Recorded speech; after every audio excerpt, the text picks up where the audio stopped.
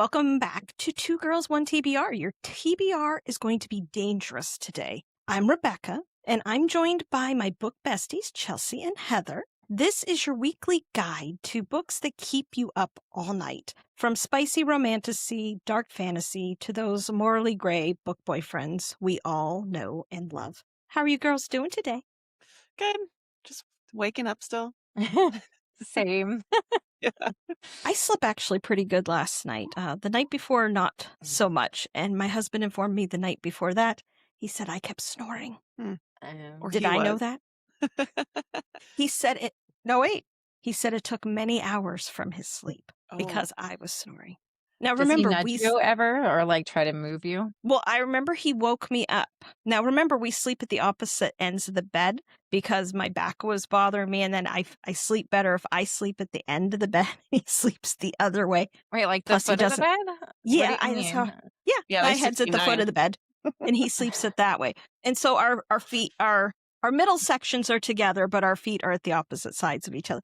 Because our mattress, even though it's a really good mattress, but my husband's a really big guy, and it wants to dip a little bit in the center now. And I feel like I always keep rolling to the center, and it was hurting my back because I couldn't sleep the way I want to do. And by sleeping the opposite way, You don't get all that.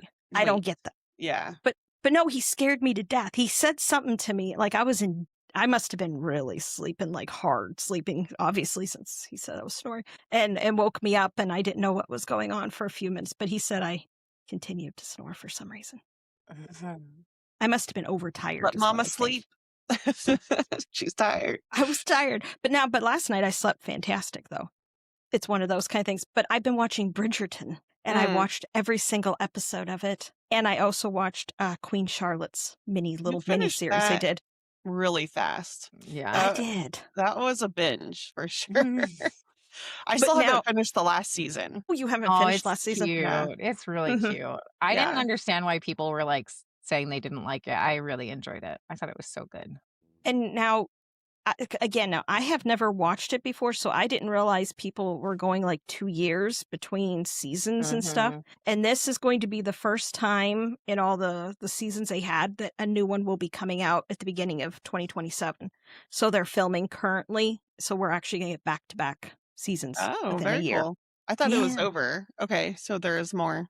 There's so 8 where did you books. leave off then, Heather? Where Penelope, well, I don't want to spoil it for people. They catch somebody. Okay.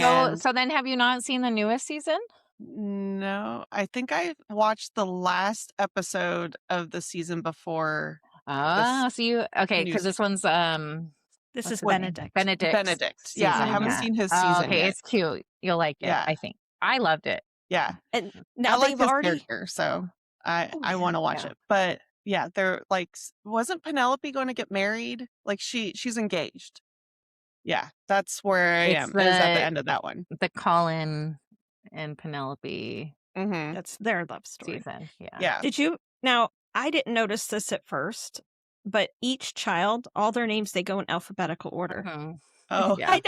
I never paid attention to that because and then they already did the teaser for season 5, and it's going to be Francesca. Okay. So it'll be interesting to see. That's the controversial season. Yes, because they went away from the book canon and changed it up. But I'm excited for it. I'm sure it's going to be good. I think I have not read the books. Usually when I don't read the books and then I watch the show, it's fine. Yeah. But it's like the opposite way. If I have read the books and then I watch the movie or the show, I'm like, ugh. Yeah. Now, and that's the problem is somebody like me who hasn't read the books. I'm like, I don't care. I'm just excited for it to come out. But the people who read the books are like, that's not how it's supposed to be. And I get that. Yeah, I do too. I'm on that hill when I read it. So well, now I did watch a thing with the author. It was an interview and stuff, and they were talking to her about that because the show has veered, from each book. I mean, it's still the meat and bones are still there, but they have changed some things. And she said she loves what they're doing and she doesn't care. So the people that read the book shouldn't care either if the author herself doesn't care. Yeah. Yeah. Well, you But just have I've those loved people all that of think them. that it belongs to them because they're the reader and they need to calm down. I think they've done a The beautiful job, extremist. though, Yes. with the production and everything that they have done. I mean, It's been it's beautiful. Yeah. beautiful. The Yeah. sets are beautiful. The clothing is beautiful. I love the Well, actors. They've all been great. Yeah. well, they said in the one, I think it was season 1, in one of the balls, they said, or between all the balls and different things that happened in season 1, they had over 200 dresses and costumes, Yeah. and they have to make all these. And then one of my favorite things, Eloise is my favorite. I have to tell you that. She Yeah, is she's my awesome. spirit animal. I love her. I love her faces that she makes. She can't control it, and I just love it. And Queen Charlotte's wigs. Yeah. I love her wigs. Yeah. But Oh, man.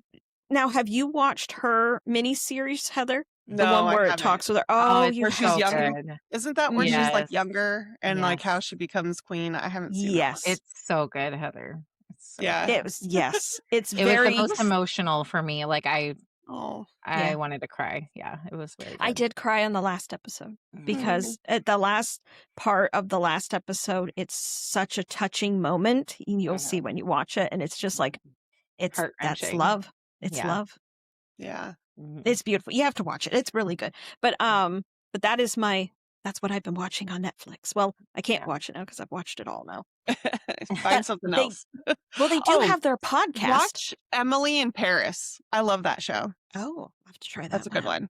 Mhm. And Daniel can make fun of it as I watch it. Yeah. He did watch Bridgerton for a little while, Yeah. but then he then- missed a whole bunch because I binged because I Mhm. wasn't going to wait on him Yeah, I know. anymore.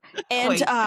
because that's what he does to me. And then he's like, it's because I was in season 4 and I watched a few of the last ones on the TV in our bedroom instead of just on my tablet. Huh. And he's like, I don't understand what's going on. He's like, I like season 1 best. I said, it's because you missed a whole bunch of context. Mhm. Yeah. And I told him, I said, if you watched it, I said, you would understand. Yeah. He's like, well, why don't we have the people from the first season? I said, Yeah. because each season is somebody's love story. I said, Mhm. it's not focused on them anymore. But the girl who played Daphne, she has not been asked back, but she said if they ever did ask her back, she would be back, on the show.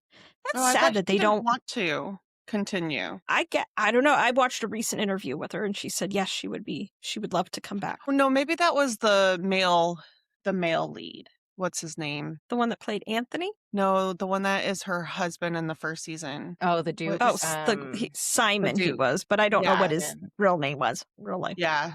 I think he didn't want to come back. That's why in season 2 you don't see him. Oh. Like she visits the family with her baby. Yeah. Oh, and without then- him. Yeah. Well, they did say that there is 2 possible miniseries because we did Queen Charlotte. They said they think they're going to do Lady Bridgerton and do her story. Mhm. Cool. And it's also possibly Queen Charlotte's the guy that's always 5 paces behind her. I can't remember what his name is.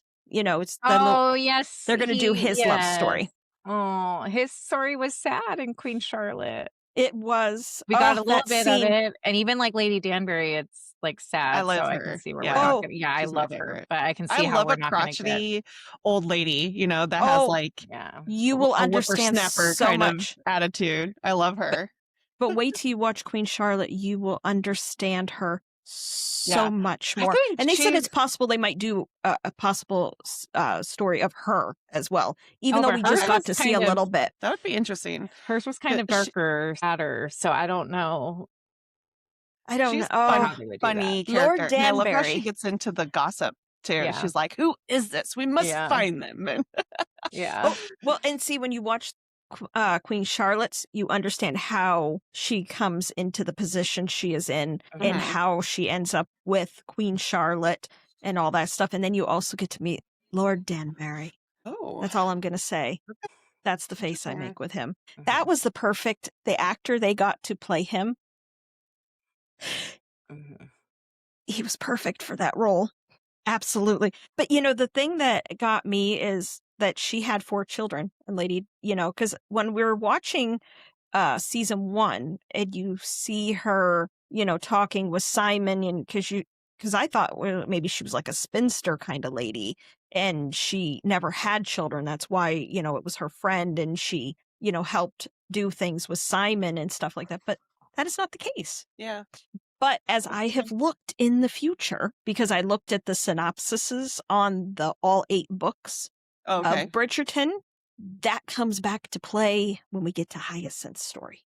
Is that the youngest sister? The youngest sister. Okay. See, every season. I remember all this, like these names. I have not watched this in a long time. Once you watch the newest season, she's a little bit more prominent. You know, she's becoming more and more prominent because she's getting older, and like she's correct. going to be coming into her debut. Her thing. Well, yeah. And then before her, then there's the younger brother. There's Gregory. Because see, when Lady Bridgerton there, when her husband passed and stuff, because that has to do with when she was having Hyacinth. That's why Hyacinth's her last baby. Yeah. She had 8 babies. I think my favorite part of Lady Bridgerton, though, is how she doesn't know how to explain anything to her daughters. So they have no idea what's coming at them once they get married. And then I don't remember what season. Is it season 4 or is it season 3 where Lady Featherton has to explain to her daughters? Yes. That's my favorite part of that episode. They're like, yeah, we do stuff. And she's like, no. She said, well, when he inserts. And then and her daughter goes, inserts what? Where? Yeah. Like what? I didn't realize back then that they didn't explain things very well. Oh, yeah, because they didn't want the women to know. They wanted it to be like very innocent. Wait for the day. Yeah. Mm-hmm. That'd be quite shocking. The men aren't. So but that's what's kind of gross about it, is that they didn't like the men wanted their women to not know what was going to happen to them. Like it's just kind of ick. And then the men could do whatever. And they could always take a mistress. And it doesn't necessarily mean they were married mistress. It just meant she was not necessarily of his, you know, his status and stuff. Like the oldest son with his opera singer lady. Yeah. Because he really loved her when you watch that all season 1. You know, he was I don't think he was necessarily going to give everything up for her, but he was going to bring her to society with him. And he had those flowers, and then she had that guy, and she told him to let her go. Yeah. I think it's because she truly knew he never really could have her. He couldn't commit to being the oldest son. Yeah. He was the Viscount. Isn't that what he is? Because he's the household. Yeah. Yeah, because they all have different, because there's the Duke, that's a something or whatever. And then whatever their thing is, that's his title. I don't know, whatever that is. And then Francesca's husband, he was something. I don't remember if he was part of Parliament. He was part of but he had a title though. Was he? I don't think was he a lord, or was he? Well, they're all technically titled. Yeah, they're all. Yeah. Okay. Oh yes. So Heather, you need to watch this so we can finish discussing this. So we can talk about the emotional damage of Queen Charlotte. Yes, I have stopped signing up for ARCs so I can catch up on life. And ARCs. I'm beta reading right now, and it's a big book, so it's going to be a while. And then I'm ARC reading a few things that are due in June, and then I want my TBR, so I'm listening to Fury Bound right now, and I've got a lot of things going on. And then what are you two chaotic? What are you two actually reading? Well, that's what you're doing. You're listening to Fury Bound. How about you, Chelsea? What are you doing? I finished The Ever King last night. So good. So good. So good. And then I finally got through book 4 of the Blood and Ash series that I've been listening to. Okay. Yes, That's there's a progress. threesome. It's gruesome. No, yes, there's a threesome. Oh, they finally it get finally together. Happens. Oh, that's good to know. So that happened, but now I'm on book 5. I thought it was over, but I'm like, oh fuck, there's another book. And then I'm gonna start. Oh, I was arc reading technically The Throne of Broken Gods by Amber V. Nicole, the Gods and Monsters series, number 2. Even though it's already out, it's technically an arc read. And then I got to pull something from. Oh, I need to read Fury Bound. That's because that's the book club pick, so I got to start that. Yeah, that's good. Yeah, that's good. It's a lot. What about you, Rebecca? Oh, I'm reading Your Path is Sorrow by Parker Gardner. I started it because for a little bit before we did her episode. It's very good. I really like her writing. You read it, it's like you fly through it kind of thing. She's very visual. So when you're reading, you really see the world. She's very good at world building. Yeah. It's very good. She does such a great job of like giving you just enough in each chapter too, and then like ending the chapter exactly where you need it to be to like get you like that angst of like, okay, now I need more. And then you're like into a different chapter and some other things could be happening. Like it just drives you in into like it's very good. Easy to binge. Yeah. It's very captivating.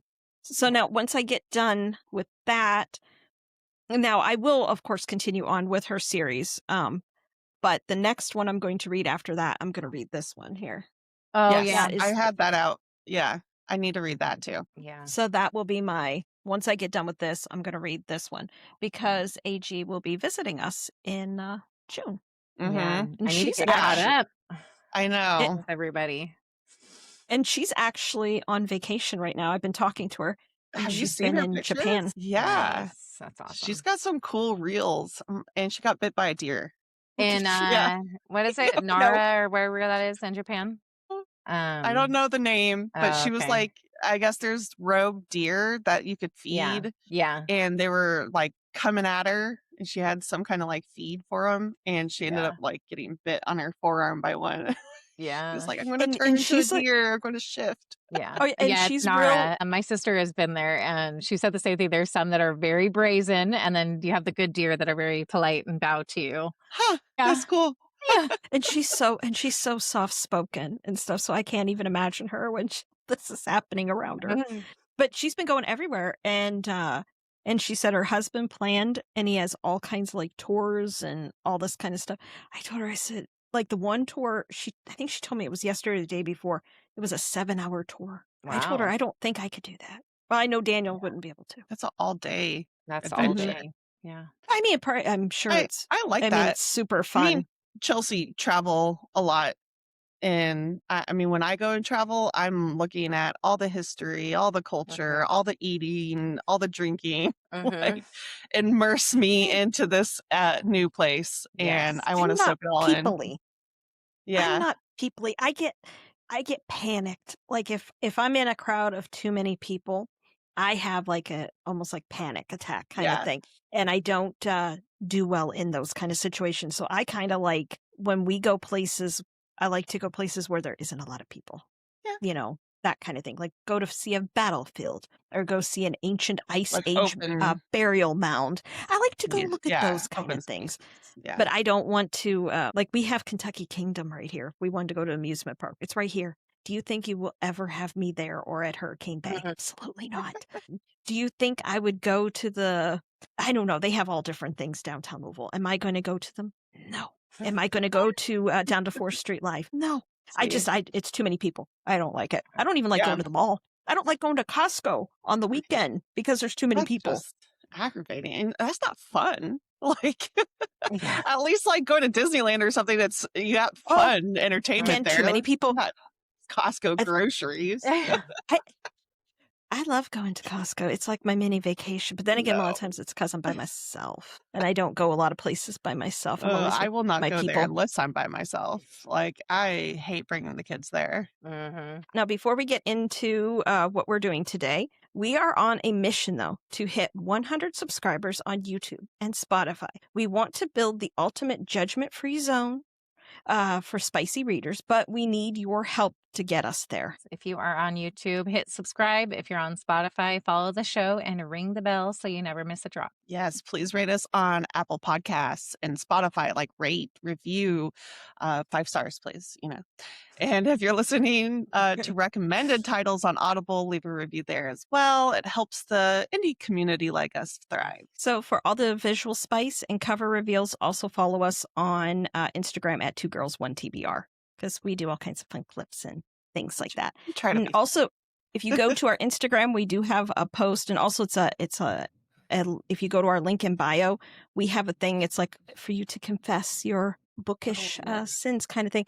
This stuff that you don't want to say out loud and get yelled at on Bookstagram by people that don't agree with your opinion. You can do anonymously. We've actually gotten quite a few little responses so far. Ooh, so So hopefully, So when are you going to share those? How does that work? Well, we're going to next episode. Heather and I are going to be we're going to be recording for our tropes and stuff, and so we're going to be talking about some of those confessions. But I'm hoping as people do even more, we can do several of them every episode and let people know some of that'd be people's kind of fun. things. Yeah, because some of them have been really good and have been very interesting, to say the least. I want to see these. All right. Also, my TBR has climbed again. I'm at 335 books.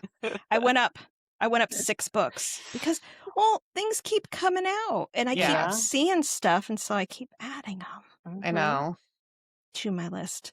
Has your list? Have they been staying, or has yours been climbing as well? Yeah, mine climbed a little bit, but not much.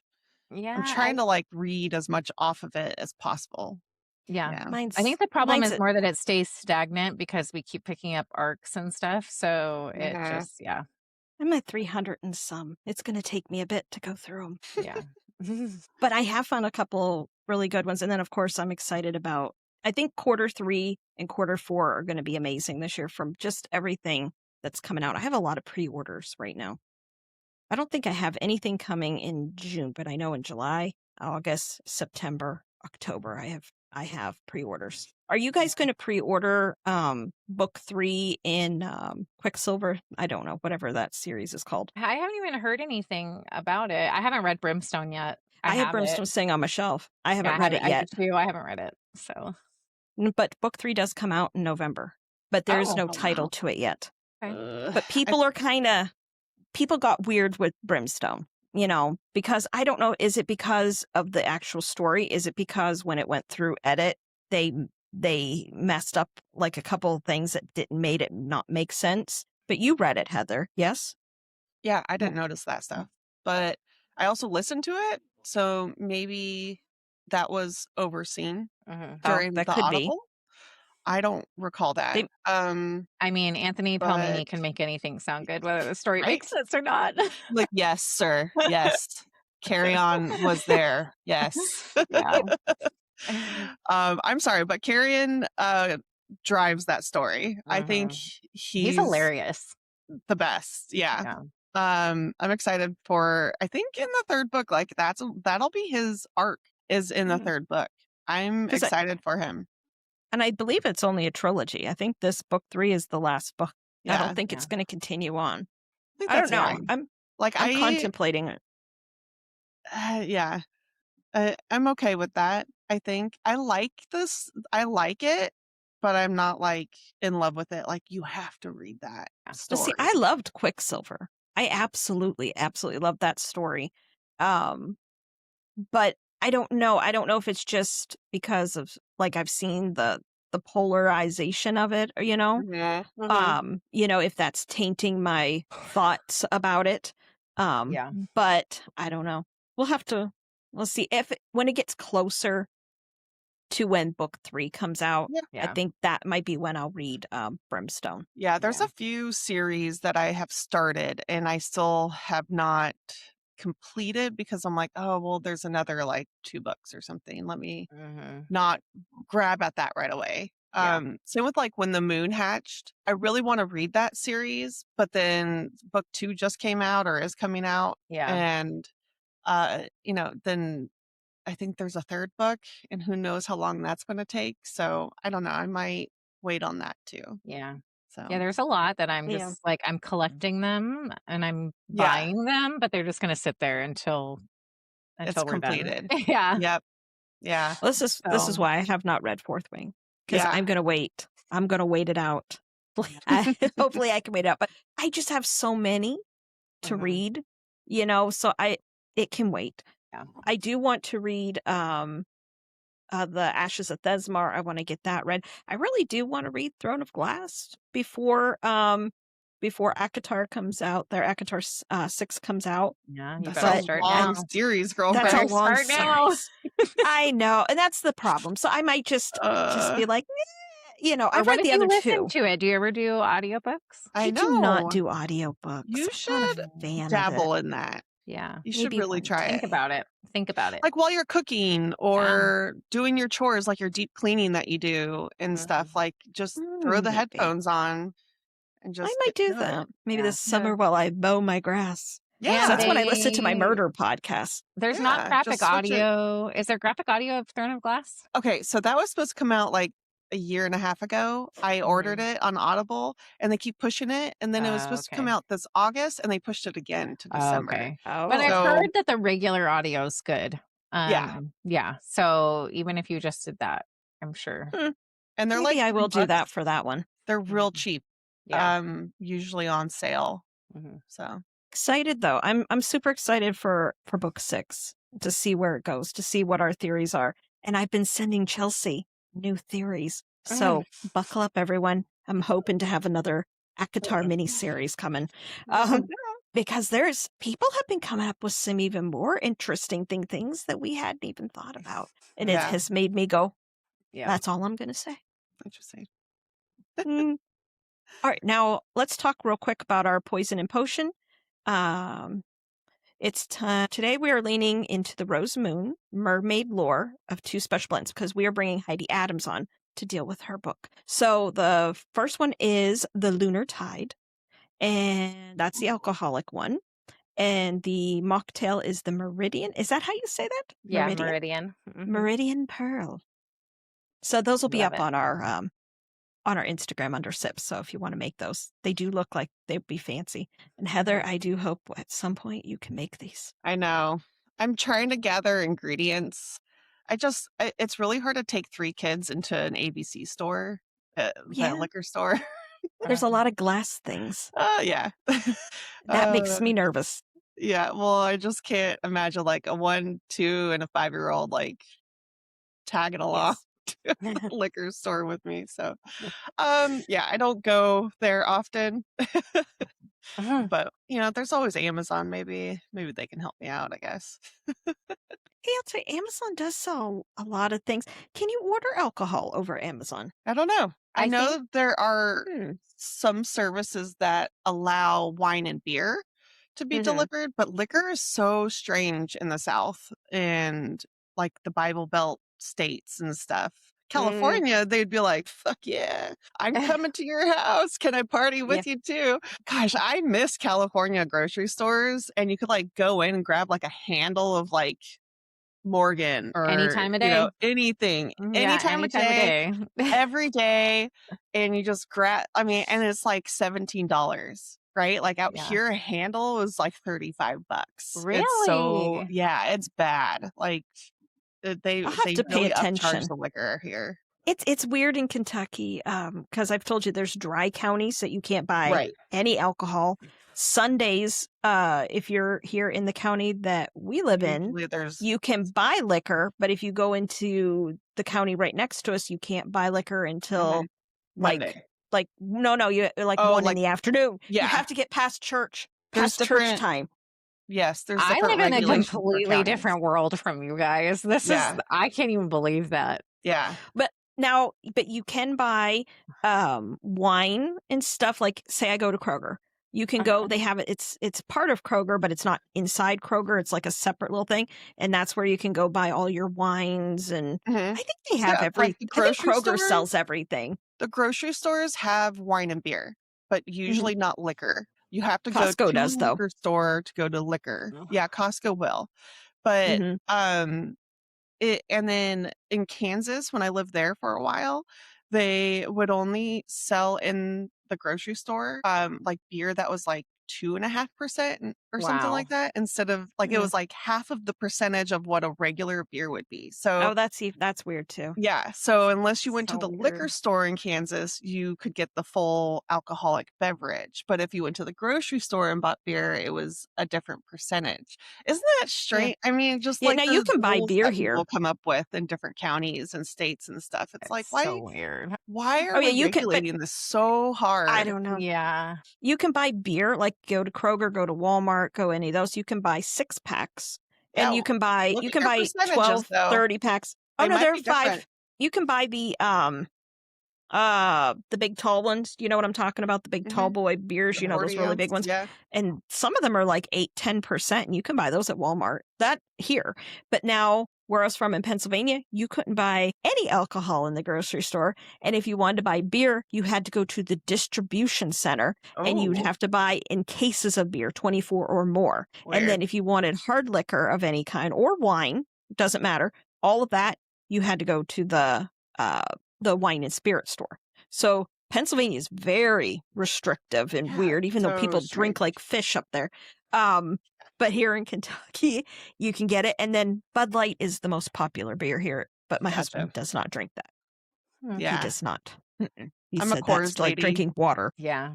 Coors family. I don't drink beer at all. I don't like it. Boo. I know. I just don't like it. It's like every time I Actually- drink it, I do this face every time I take a sip of it. Craft beers really, I loved when microbreweries started popping up. That was my jam before kids, like going to the new microbrewery, trying all their new craft beers that they're making. And then they usually had like phenomenal food, or food trucks. That pastimes, you know. See, I have to have sweet, like dessert wines or my wine coolers. That's what I like. But I will do mixed drinks. I will drink whiskey and stuff like that.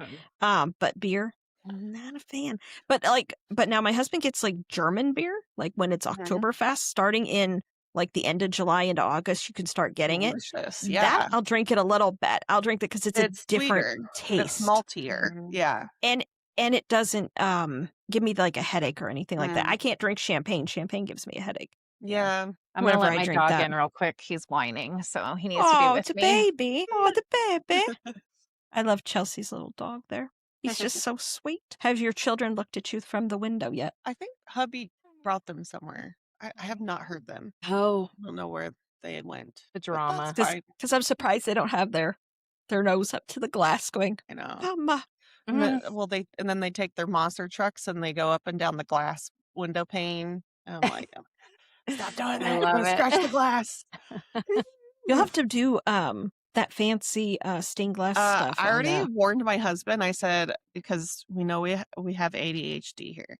So I started a hobby and I usually don't finish. And I'm actually very proud that I finished my embroidery finally. So I did it. It is that Congratulations. one thing has been completed. Oh, And then the I was like, okay, baby. my next one is going to be the stained glass painting. I was like, so if you see a $50 charge for paint, that's what it is. I'm going to start doing I this. love that. Oh, He's like, so all happy right. that you brought him in. Oh, Look yeah. at him. Look at What- baby. I forget what you said his name is. Parker. Parker. Yeah. He's just such a good boy. I know. Okay. All right. He's obsessed. We're obsessed with each other. He's a sweet baby. He is sweet. All right. Well, we'll be right back, everyone. I'm going to go get Heidi. So we'll be back in a few moments. Yay! Hey, welcome, Heidi Adams. How are you today? Welcome to the podcast. Thank you. I'm fantastic. So happy to be here. Yes. We're excited to get talking about all your books and maybe some new news. Is that what I heard? Yes. Perhaps. Perhaps. Perhaps. You know me, I like my secrets. So welcome. Now, Awesome. now you wrote when we were doing our little questionnaire thing, you said that you do nightly episodes of the Game of Thrones. Ooh. Are you still I- watching them? No, because I finished. I caught up. Oh. I'm all caught up. It was my second. Game of Thrones is one of my favorite shows, and my Love husband it. and I decided to do a complete rewatch. Well, he fell asleep every night, so it was basically just me doing the rewatch. But I did. I was watching one a night, and it took quite a long time. But now I'm caught up, and it's amazing when you do that with a show. You know, if you reread a book for a second time that you love, or you rewatch a Yeah. show or a movie for the second time, I caught so many other things Yeah. that I never noticed the first time around, especially with House of the Dragon, the prequel, and things like that, and Night of the Seven Kingdoms, that other spinoff they have that's all in that world. And I was like, oh my God, Mhm. that's what they're talking about. And I had no idea the Right. first time I know. I watched it. Yes. I've Love never that. watched it. You haven't? Mm-mm. It's so good. I'm Girl. still on my husband and I have been watching it also, but we took a break after the Red Wedding because it was really Okay. hard to watch. It was, and it's funny because actually this second time around, there's about 5 parts where I was like, "Nope, not watching that," and I Yeah. knew, and that was one of the things I skipped over, Yeah. and there was, like, 5 other parts that I knew were coming, and it was kind of like a blessing in disguise that I was like, "We're not watching that," so Yeah. that was nice. Skip Yeah. on over it. Yeah. Oh yeah, we both like looked at each other after that episode ended, and both of our jaws were like, "What did we just watch?" And so we've Yeah. taken a little bit of a break. It was It hard. was What season is that in? 4, 3 or 3, 4. 4? Yeah, It's 3 or early 4. on. Yeah, It I'm is. still. We need It's to get third, through. I We need to think. get And back how to many it. seasons are there? 7, 8? 8, 8? Isn't there 8? 7 or 8 at 8. least. Yeah. 6. I I think don't there's know. 8. I honestly think there's They're 8 because short. the last season in my brain, I wasn't really a fan of the last season except for the first 2 episodes. So I kind of in my mind the show ends after a particular part, and Yeah. then I like to erase the last like 5 episodes after that or something because I didn't like because they went off the books. So the books they the show passed the books. So they wrote it their own way, and I wasn't Yeah.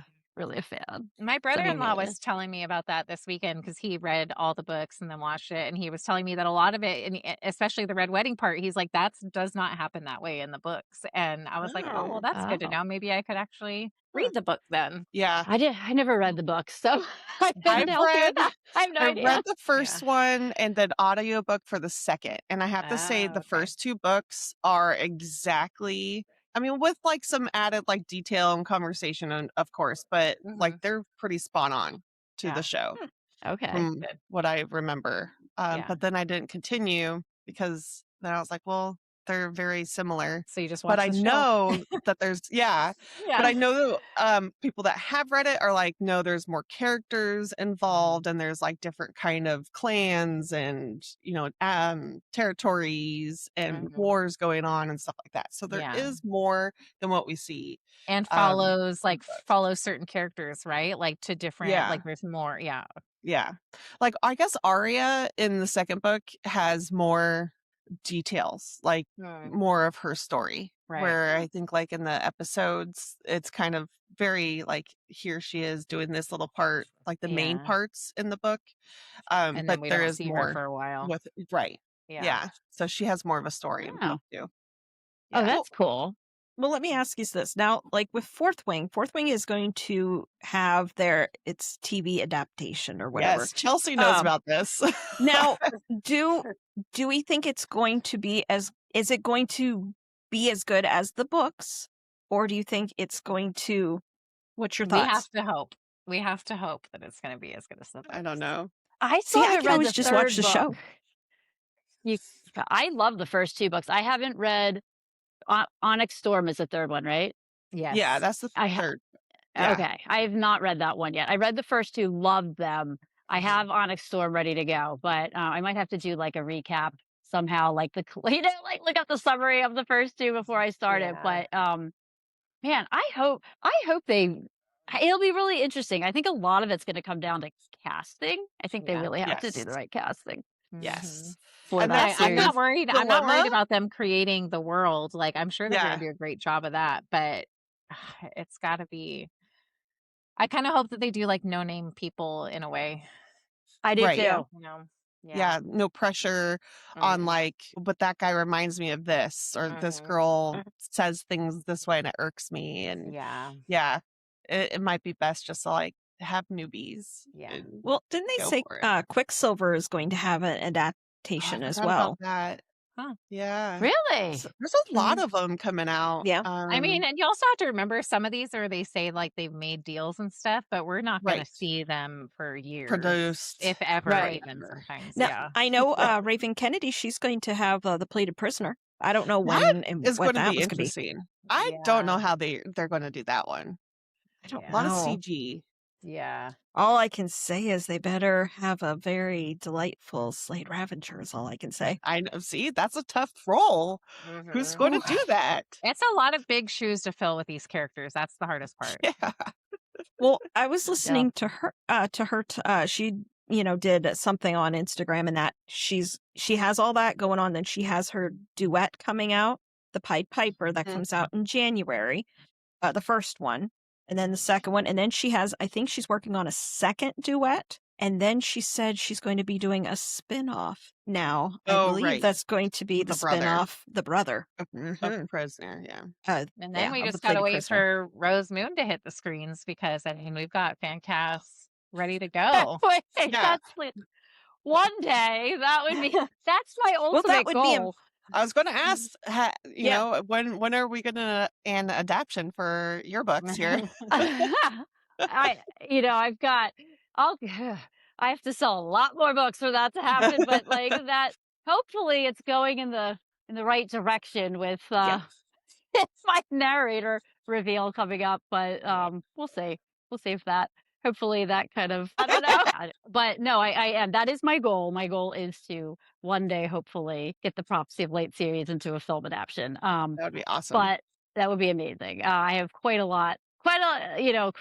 road to travel still to get there, but that is my ultimate goal with But it. I really like the way that you write. I feel like it would be a very easy thing to do because of the way you've set it up. So Carter Quint, those are big shoes to fill. Once again, another male main character that has big shoes, but it's would so you good. want- Like I could totally see it in my mind when I'm reading it. So Now, would you Thank want it to you. be like a series, or would you like it to be like a movie? What way would you love to see it if it does become, you know, an adaptation of your books? Which would you prefer? I probably prefer a series. Yeah. But I There's would just take too either much to one. pack But in. yeah, you'd have to do like it'd have to be like Twilight or Harry Potter, where you have Yes. all the Okay. different movies. But probably, I guess, a series. But I mean, either way would be pretty amazing. Yeah. Actually, Um, you know what? That's a good. I like how you said that, because like each book, as long as it had its own movie, it'd be totally good. Yeah. Oh, How many books in the series? That is that's a hard good to say. That question. is a good question. It's definitely gonna be okay. So Rose Moon, there'll definitely be the book after Rose Moon and a book after Rose Moon. So there'll definitely be 3, potentially 4, because I don't know if I can get everything in that third book. And if I do, it'd probably be like a monster of a book, or I might have to divide it into 2. Those are all the series. Actually, and Poppy Joe will be getting his own prequel, and I'm not sure what I'm going to be writing. That's not happening anytime soon. But one character, which I'm not going to say, is going to get their own novella, and then so there'll be 2 novellas, 3 to 4 books, and then a prequel of Poppy Joe's. So that's going to be the whole. Oh, and Crash is going into that world too. Yeah. But that's kind of like a separate story. But it's in that universe. So Spencer and Amanda will be getting a second full-length novel, because their story's a novella, but it'll cross into that universe. Yeah. Cool. It's a And pretty Crash- big universe. Crash hit Audible in mid-April, so that's exciting. It did. know that. Thank Yes, you. yeah. Oh my gosh. I need to go download that right now. Yeah. I did not know it oh, was Audible. But you have Yeah. another one coming, right? oh yeah. The this one. Can we I talk love, about that that? I love that we keep teasing it. Eventually, we're going to talk about it. We could yes, Rose Moon is getting its own. Yes, Rose Moon's getting an audiobook. And I did 2 of the 3 narrator reveals so far. Carmen Chantel is one of the narrators. It's done. It's a multicast, but it's done in like well, I guess I can't say duet, but it's technically a multicast. But it would, it is like duet style. But there's Okay. 3 different narrators. And I just Yeah. announced Aria Jacobs is my other female main character, and then I haven't announced it yet, but when this comes on, I would have announced it yesterday, I believe. But I got Charles Vandervaart from the TV show Outlander, who was my Oh, yeah. inspiration Yes. for Carter Quint, to actually play him in the audiobook. So That is so I'm kind of on cloud 9. I've known about Yeah. this since October, but I haven't been able to say anything. So it's So insane. exciting. That's amazing. And do you know how Wow. hard it is, Heidi, to like keep my mouth shut? It has been so hard. It's so exciting. It's yeah. I still I'm still, I don't know if I'll ever get over the disbelief of it all, but I've had several months now to kind of like try to get over it. But yeah, it's really kind of surreal. So I guess I just announced it yesterday Yeah. and now it's out in the world. So and Yay. we're aiming to have that come out beginning of October. And Nice. I hope and I hope there's no delays in it because Sarah J. Maas's book comes Oh, out towards the end. It was funny because I was either going to release in October or January, and of course that's when her second book comes out. So yeah. I don't know. Like if there's any holdups, it might have to get pushed to February, I guess. But let's just hope that everything is on time Yeah. Sweet. and it comes out the beginning of October. Now, Yay. I was gonna say, like, would November even be the worst thing if Probably, you had to wait? I probably could. I know a lot of people don't like to release in November unless if it's like Oh, like a holiday Mm, gotcha. novella That makes or sense. um Yeah. so that would be my only hesitation in doing that. Okay. It's not out of the realm of possibility, but That makes sense, it's though. Yeah. SJM Marketing wise, has that's probably smart. SJM has put a lot of wrenches in people's plans. I have noticed here over the last few weeks talking to different uh-huh. authors. Yeah. So many dates are changing. Oh And yeah. yeah. Wait, it's I know. yeah. It's to I do have want that to, much power as an author. Wow, it's just like amazing. It's yeah. like right. Heidi, will you talk about the story about Charles doing the role? Because I remember from the beginning how you had met him, right? And then it yeah. was like You we met did that him? post, like a bunch of us wrote on her post to like hype it up to be like, he would be a great Carter and all that. So tell us from your side, like what that was like in the beginning. Okay. It's kind of a crazy story. So I'll just tell you how he came to be as my Carter Quinn. I'm a huge Outlander fan, and I was watching Outlander. Did any of you guys watch Outlander? I think I've seen the first episode. I know how Okay. they meet. I That's just got it. Okay. Netflix, so I have it on my We're list to behind. start. Yeah. We're behind. So I was watching Outlander and I wrote Rose Moon. Oh my goodness. I actually wrote it back in 2007. So it Wow. was a really long time ago. And I kind of wrote it, kind of outlined it. It was just like just got the story down on paper. And I never had like a clear image for Carter when I wrote it. And I like to have that. Like I like to have a complete visual of it. If it's an actor, if it's a model, if it's just someone I know in my life. Yeah. Like Okay. I just like to work with that. And I never had it. I had a very distinct, I knew his personality exactly. And I could describe him on paper. Like, I could say like, he's 6'3", he's this, he's that, whatever. I can say all that. But I didn't have that clear image. And I was watching Outlander and they flashed on the screen who was going to play adult William Ransom, who's Jamie Fraser's son. And it's just like this, it wasn't even the best picture of him. He had like the tricod like hat on Mm, and or is it tricod? Isn't that how you say it? Is that what it is? Like The little like Yeah. the isn't that Like what the it's called? like the hat. pirate hat. Yeah. Yeah. Yes, Yeah. Yeah. that's what it's called, right? I always Sure. thought mine was like I the think pointy hat. so. Yeah. And it wasn't, I couldn't see his hair. I didn't really know what he looked like as an actor, but there's something about him that gave me such the vibe of Carter. And I knew what he had to look like because he's supposed to look like Jamie Fraser.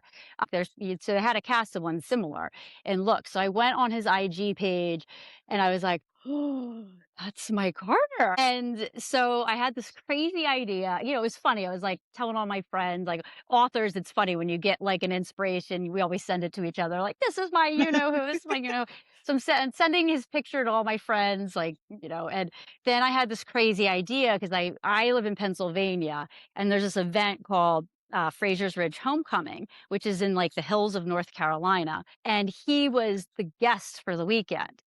And I was like, oh my God, I had this crazy idea. I took my best friend, who is also a huge Outlander fan, and I'm like, I'm going to go to an Outlander event that I've never been to or experienced. I'm going to take my best friend and I'm going to meet the MMC, like the inspiration for my MMC. And this was the first time I met him. And he was out and about. So you got to talk to him a little bit more than just like your formal meet and greet. And at that time, Rosemoon wasn't published. Excuse me. So I printed it from Staples and I made a spiral bound copy and I handed it to him and I had him sign mine and I signed his and I gave it to him. And I was like, you're the inspiration for Carter Quinn, and one day my goal is to have you play him in the film adaptation. So this was 3 years ago now, I guess it would be 3 years ago. And so then 2 years later, he was the guest there again, which was this past October. So I had Roseman was published at this point. So I brought in the actual hard copy. It was awesome because he remembered me and he's like, "Oh, I left your script at Richard Rankin's house, who is one of the cast from Outlander who lives in Scotland." And he's like, "That's where it is." So of course, everyone lost their mind from the convention when I told him, like, Roger Mack has my script now. So I gave him my hardback copy, and I'm like, "It's published now. I still have the same goal, and I need an audiobook made, and I really want you to do it." And so then I contacted his agent. He acted really interested, but you're like, I didn't know, like, like they're Yeah. that's Yeah. kind of like that's their job, is to make you Mhm. feel special and to make Yeah. you like so I'm like, he could just be telling me that he's interested. And then I contact his agent and I never hear anything Right. ever Yeah. again. So I didn't have any expectations. I'm like, this is super cool. So as soon as I got back, I contacted his agent, and my phone, like a minute later, I got a phone call from Toronto, and I was like, no. And I was totally unprepared. I knew nothing about audiobooks, at nothing. And I'm like talking to his like agent about this audiobook, and I'm like, oh, I had no idea what to say. It was crazy. um and like the conversation was like a blur. I could like barely remember it. But yes, so that was in October, and things just kept going and going, and I knew pretty quickly that he was going to do it. And so now it's happening. So See, Sweet. that's neat. Wow. Wow. yeah, it's crazy. Connections, man. I mean, dreams do come true. Yeah. Right. So know? That's exciting. I love it. If that's not inspiration to just like put yourself out there and try, Right? I don't know what is. It's so awesome. Yeah. So Hey, yeah, I love that you went where he was at, and you did. I love it. I mean, that is Yeah. fantastic. Like, you will be this. Okay. Well, Yeah. Putting it out there I for know. you. And I knew it was really serious, like when he sent me his like 6-minute audition, like he really needed to audition. But he did. He played Carter Quinn, and it's like 6 minutes long. And I think I almost passed out when I heard it, because it's like the character, like even his voice, that's who I created him off of. Excuse me. So to hear that, it Yeah. was really, really weird. It was like crazy. So in the best way. So Oh, I so love yeah, it. that's happening, and he's doing the audiobook, and I've announced it yesterday. Yay! I saw The that. secret's Yeah. out. Hey. So exciting. I saw that. Yeah. I did. That's pretty love neat, it. though. I love that. Thanks. That's super exciting for you, and I'm super. Thank you. That's just, when you see these kind of things happen, and just everything that you put into it, and then you went and it worked out. That's like Chelsea said, that's inspiration right there for people to reach for their goals. Gotta put I'd it be like out still pinching first. myself like every day. This is really happening.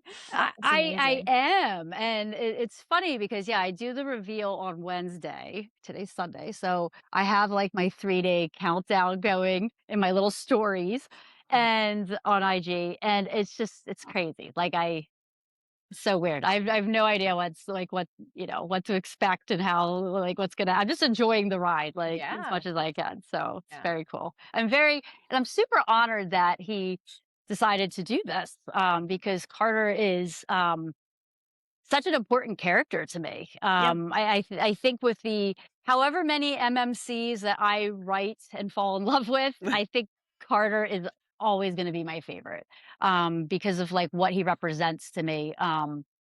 He's like, he's a combination of like 3 personalities that are important to me, as well as he's like the person I strive to be. Like I wish I could be. So it's he's very he's very near and dear to my heart. So the fact that he's taken on this role is just like such an honor to me. So thank you, Charles. Yeah. Thank you for making our Thank dreams you so come much. true.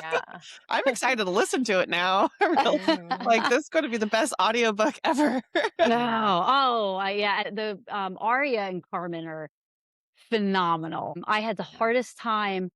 Well, actually, Carmen, Chantel, I knew early on. She auditioned for Ella for me, and I knew she wasn't my Ella. So who Carmen is playing? We can talk about this. Who Carmen is playing? It's kind of a gray area because I can't say if she ever like goes on like podcasts or lives. Like if she says her name, it's fine. But it's like I don't want people waiting to for this character. So she's kind of a twist, kind of not, but she's like this gray area where I don't want to broadcast her because I think people will panic when they're reading the story and they're gonna be like, oh my God, why is this so bad? Like, so don't panic. So she serves a very amazing purpose in the story. So when I heard her, I was like, oh, okay, this is this character, I think. But then I kept hearing more and more auditions for this character, and I just kept thinking like I couldn't have found her this quickly, but I did. So I kept going back to Carmen. And then Aria Jacobs is my Ella, and oh my God, I listened to over 50 amazing auditions for Ella. Everyone was so good. I had so many phenomenal auditions, but I was looking for this very, very specific sound. Because Ella has to sound very young, like in her early 20s. And she had, I can't even explain it. It was just, once I heard her, I knew I was going to, once I heard Aria, I was like jumping up and down literally in my living room because I was like, there she is. And she talks like, Ella doesn't use contractions when she speaks. So she talks, think of like Edward Cullen from Twilight, how like you can't really detect that he talks very differently, but they say he sounds kind of formal sounding and a little like different, posh. Like from a different time. And so many people when they tried to not use the contractions and talk like her, they had this very robotic sound to them where they almost sounded like they were talking like a robot. And Aria was able to do it where it was like when I wrote Ella, it was like the voice I heard in my head. She was able to deliver it with that very, very slight twist of that otherworldly different sound to her. But it didn't sound like a forced robot, which like I said, I had amazing auditions. Everyone was fantastic. I can't believe the amount of people that auditioned for it too. It was spectacular. But so my female cast, I mean, just matching them with Charles is literally like a dream come true. Like I cannot wait to hear this. Like it's like Aria, I would say like to describe her voice, like you said, it's hard to explain, but it almost is like that. It's like music to your ears. Like it's just that very pretty, like it's almost like I don't know. It's so feminine. Yes, it's like a melodic. It has almost like a melody to it. Is that what you're saying? Right. Yeah. And you're thinking mermaid, like it's like what you think in your mind, how kind of like a mermaid would speak. Kind of grasp that vibe. Nice. Yeah. She has just like that pretty. She just has a very pretty voice. I'm so excited for you guys to hear it in Ella, because like I can hear now that I've heard Aria in other like audio clips and audios, and then I have Ella in my head, and so now like I can put them together and I can see it, I can envision it, and it's gonna be so good. It's exciting. Now I'm so excited. I love audio. This is for Rosemary. Now are you working on book 2 currently? I am. Book 2 is going out to beta readers maybe this week, definitely next week. This is book 2 has been a bear of a developmental edit. I got the developmental edit back a while ago, but my brain was so fried. Like it's kind of like as a writer, sometimes you feel like you're looking at your story through like the weeds, like through the grass, and you're so immersed in it, you can't really see it clearly. So you kind of have to take a step back. It's almost like doing like a palate cleanser when you're reading like a long series. You kind of have to take a step back. I had to take a step back from the story, and that's when I wrote Crash, which is really like a palate cleanser that I had no intention of publishing. And then I was like, oh, this is pretty good. I want to publish it. But it was really just to kind of like clear my brain a little bit. And then after that, I was able to kind of step back and see the story more from like a bird's eye view. I could see it all better. So then I stepped into the monster of a developmental edit it was. Oh my goodness. I had to... I think when I sent it to my editor, it was at 85,000 words, and now it's at 105,000 words. And I had to push scenes that were towards the middle and the end up to the front of the book, and I added a lot of scenes. And that's really hard to do that because once you have everything written, when you push something to the front, everything has to match that.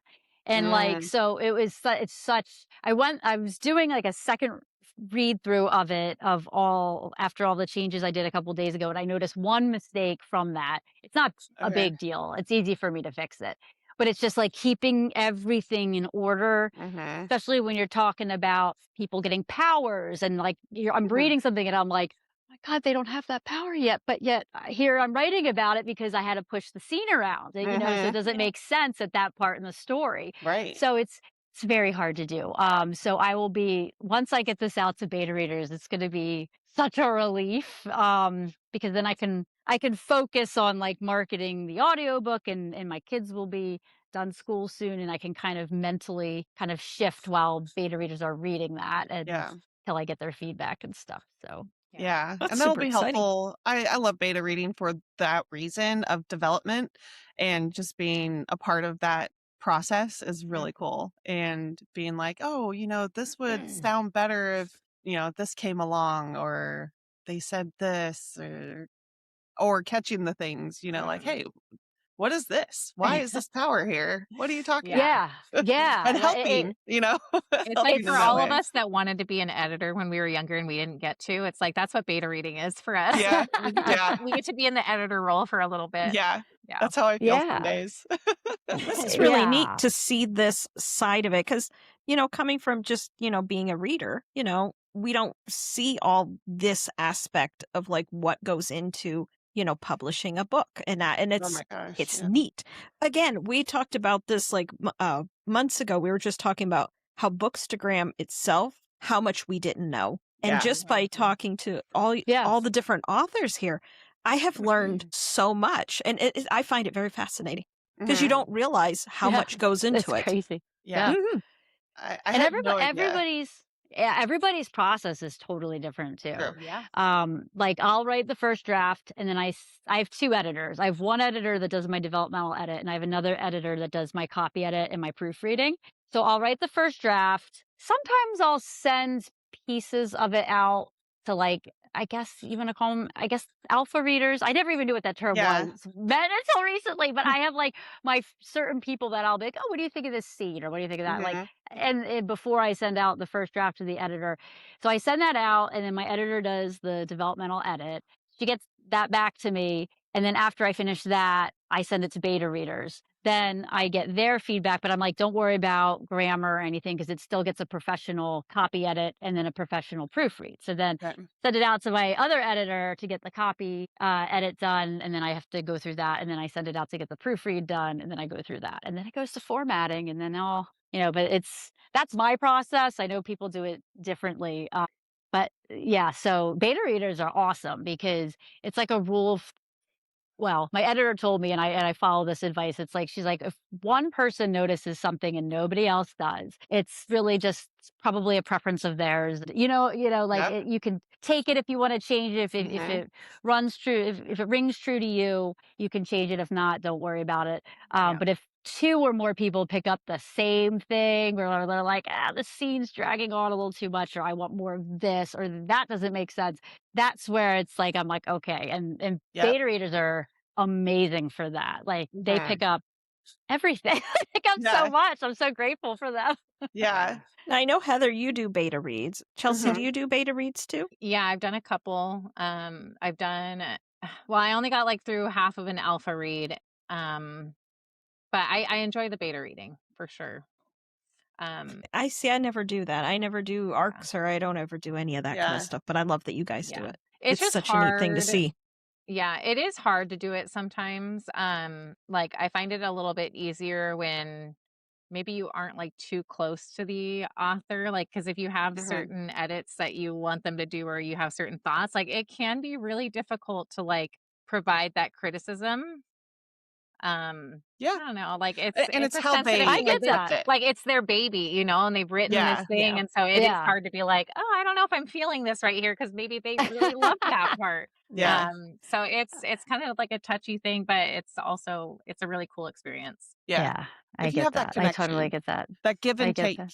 of Yeah. the author with the reader, and just like understanding, like, I'm not saying this to be mean, but Yes. like if I'm reading this and this does not flow, it doesn't make sense, something doesn't make sense here, that I want to tell you. I'm not going to be mean, and I'm not going to be like, this sucks bad. Yeah. Yeah. Yeah, Like, because nothing like that it's ever. all out of But love. It's all out of love, yes. and it's just hard sometimes to like word it the perfect way to be like, this Yeah. is what I'm No, trying to say. I totally get it, and it's funny because as an author, like sometimes I feel bad if somebody gives me really good feedback and I don't take it. Like I feel like I'm gonna hurt their feelings because they've tried. So it's like it's kind of like, but it's cool because like I kind of tell my beta readers like at the end of the day like, I want you to be honest with me, but like if and I respect and am so grateful for your input, but I may not take it, and like, Yeah. don't take offense to that because Right. like, and like, so the same thing, like I'm not going to take offense to you giving me input Right. either. Yeah. I'm just so appreciative that someone will read my story and do that for me as a beta reader. And it's also hard too because not everybody knows, like even with my editor, we have this discussion, like she doesn't see where my brain is like projecting things. Yes. So this is a series, so my brain goes way out. So she'll Right. say something to me and I'll be like, okay, well I wrote it like this because this is where I think this arc is going, or this is where I think this character is going, and then she's like, oh okay, like then But I feel like as a development for the series, that's a good thing to know if you're a beta reader, to say that and be like, okay, what is this? Like, I caught this little hint here. What is that? And then the author goes, you'll see in the next book. Then I'm like, okay. And then as the author, that you created that, and people are going to put two and two together and be like, oh, there's more. Watch out. Yeah. There's a good fine line. thing. There's a fine line with that too, because it's like there's one where it's like an Easter egg, and then there's one where it's like these are the internal author's thoughts, and so they're like, oh well, this is what this means, and it's like, but you didn't explain that. It's in your head, but you're not writing that in, and so it's funny because like sometimes they're Easter eggs, and sometimes it's just like you did not explain that to but us. as a beta reader, you just kind of tag it and be like, hey, notice that, and you do what you do with it. Like I can't tell you to change it because I need more. Right. You can't have more right now. And that's like what Heidi's saying. Like maybe you have one person that was like, I want more. And then you have like the 5 other people that are like, it's fine. It's good. Now, Heidi, do you ever read reviews for your books, or are you an author that does not read your reviews? I used in the beginning, I read them a lot. And now not really so much anymore. Sometimes it was funny because I was always, when I first put Rosemoon out, I got way more positive reviews than negative reviews. And the negative reviews that I got, they didn't understand. I don't think the people read the story. Like, I'm being really honest. Like, I don't think they understand. They either just skimmed over it.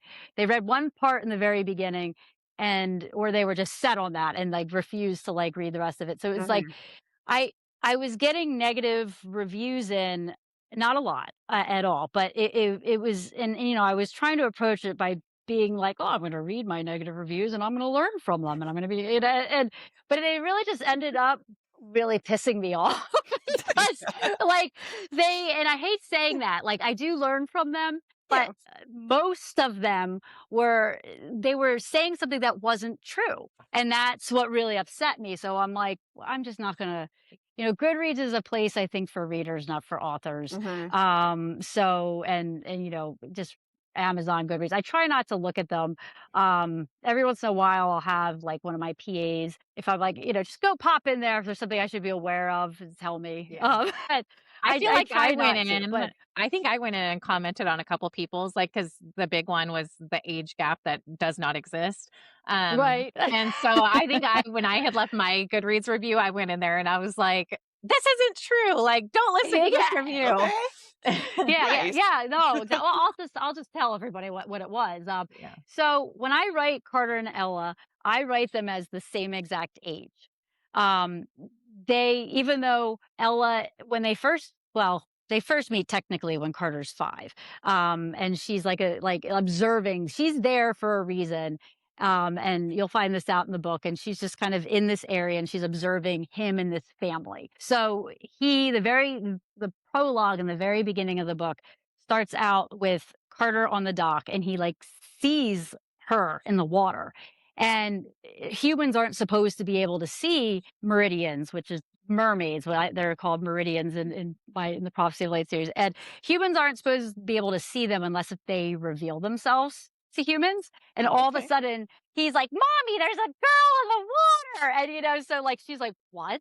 So she's very intrigued and drawn to this family because there's this little boy that can see her, and he shouldn't be able to. Mm-hmm. So like you kind of find out through the story of why that is, why she's there. Mm-hmm. And they first start talking and everything. Well, they first start talking when he is 16. He meets her briefly in the water, and he thinks that she's just like a human girl that he meets in the water. But then they start kind of getting into a relationship when he's 17, and the book goes well into his adult life. It stands over like 13 years or whatever into his adult life. And when they first meet, she's 202 years old in human years. But she's equivalent to that of like a 20-year-old human Right. because she ages much slower Mm-hmm. physically and emotionally because she lives to be like 1,000 years old Right. than humans do. So I've never in my life, since I started thinking of the story back in 2007, actually probably earlier than that, I've always looked at them as the exact same age, and they view themselves as the exact same age. So I had people accusing me of grooming, that Ella was grooming Carter, which is absurd and really hurtful because I write under my real name and I have kids and stuff. So it's like, I had a couple of these accusations come out and it really pissed me off because it couldn't be like further from the truth. And I just feel like they didn't read the whole story because Right. it's explained in that. And I think they just saw the year difference and that was it. Like Yeah, some they people have didn't an ick with that and they like Yeah. immediate. Yeah. It's weird. And It's it's not fantasy like book. yeah, and it's not real. It's a fantasy book. Yeah. They're not real people. And and it's also like not like Ella Lev she didn't lead this life of this like promiscuous past where she Yeah. was a warrior. She was essentially a warrior on the battlefield her entire life. And when she met Carter, that was her first experience of any kind of love or physical contact or anything. So when she came to the table, it was very innocent.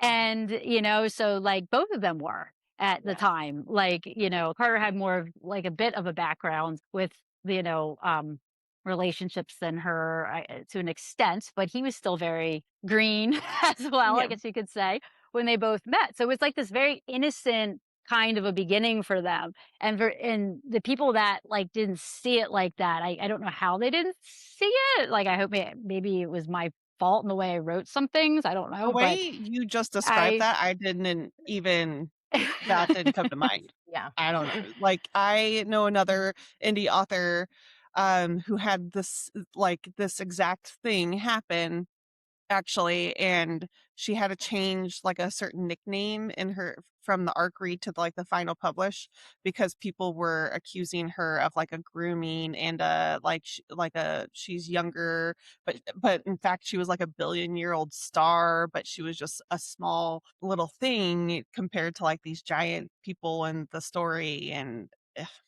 yeah, yeah. people sometimes just perseverate on that and it can't Yeah. get it out of their head. So And it's hard Yeah. because you have people and it's easy to say don't listen to the negative people, right? But it's like these talk so loud. And so that's why it's hard to ignore them. But yeah. like, I don't know, like the people that go into books just to like tear them apart or to like start a book and then I'm not even going to finish it because this just got, like I didn't like this. And then they leave a review. Yeah. And then you leave a review about it. And it's just like, you know what? Screw you. But it's so good. And when you like see Carter is like the perfect to this day, he is like number one. Just the way he Little his like cinnamon. his morals, like he's just he's so perfect. I love him. Oh, Thank Yeah.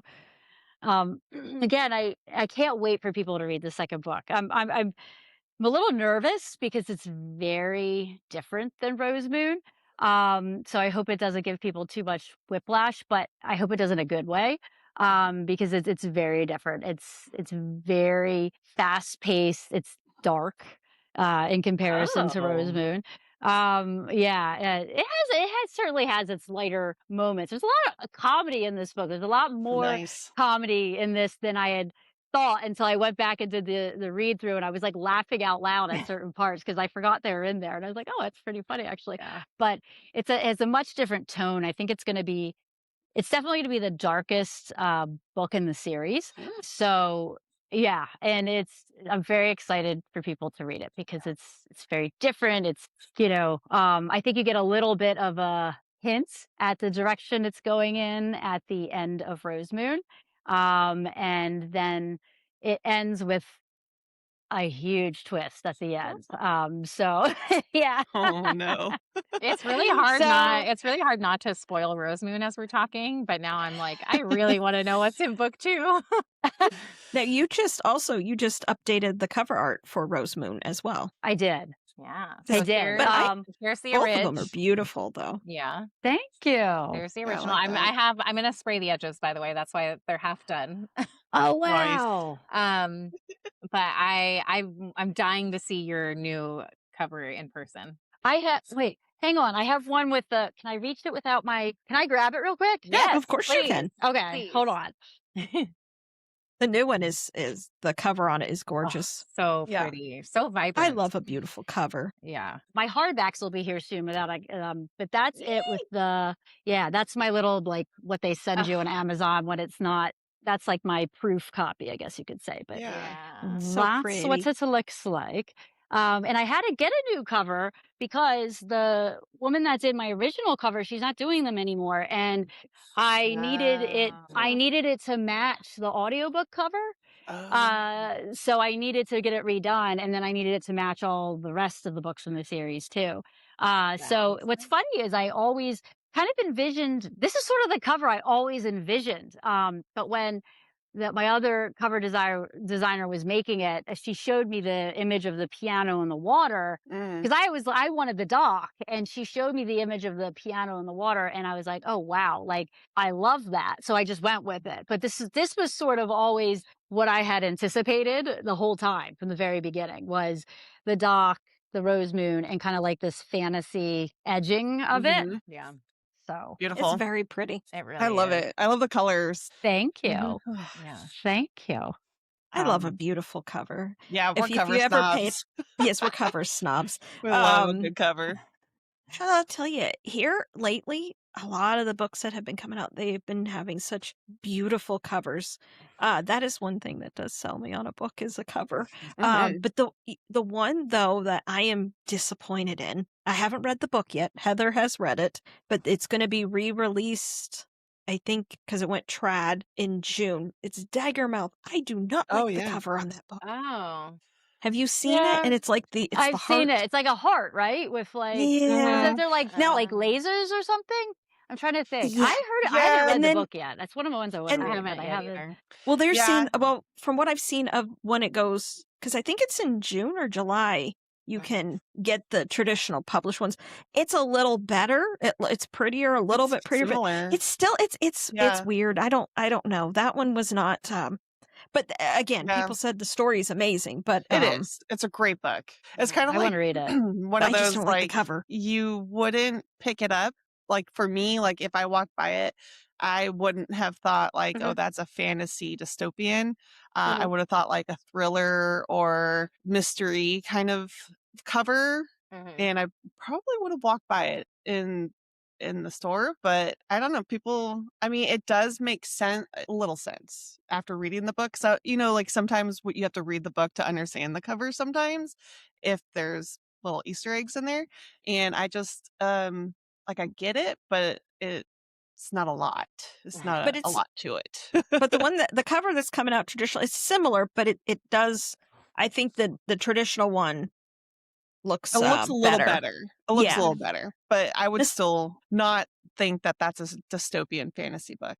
That's all. See, I think a lot of times, like, this is still my thought in it. I still think that indie covers are always my favorite covers because you have more of the free will, you know, to create what you want. You don't have someone saying blah, blah, blah at you, you know, because they're traditional and you have to And do I a love specific that. way. Yeah. I love that. I just think indie covers, they're my favorite. I like to get them, like, say, let's say, you know, when they go traditional, I try to get the indie covers before they go traditional. Because again, they're my favorites. Yeah.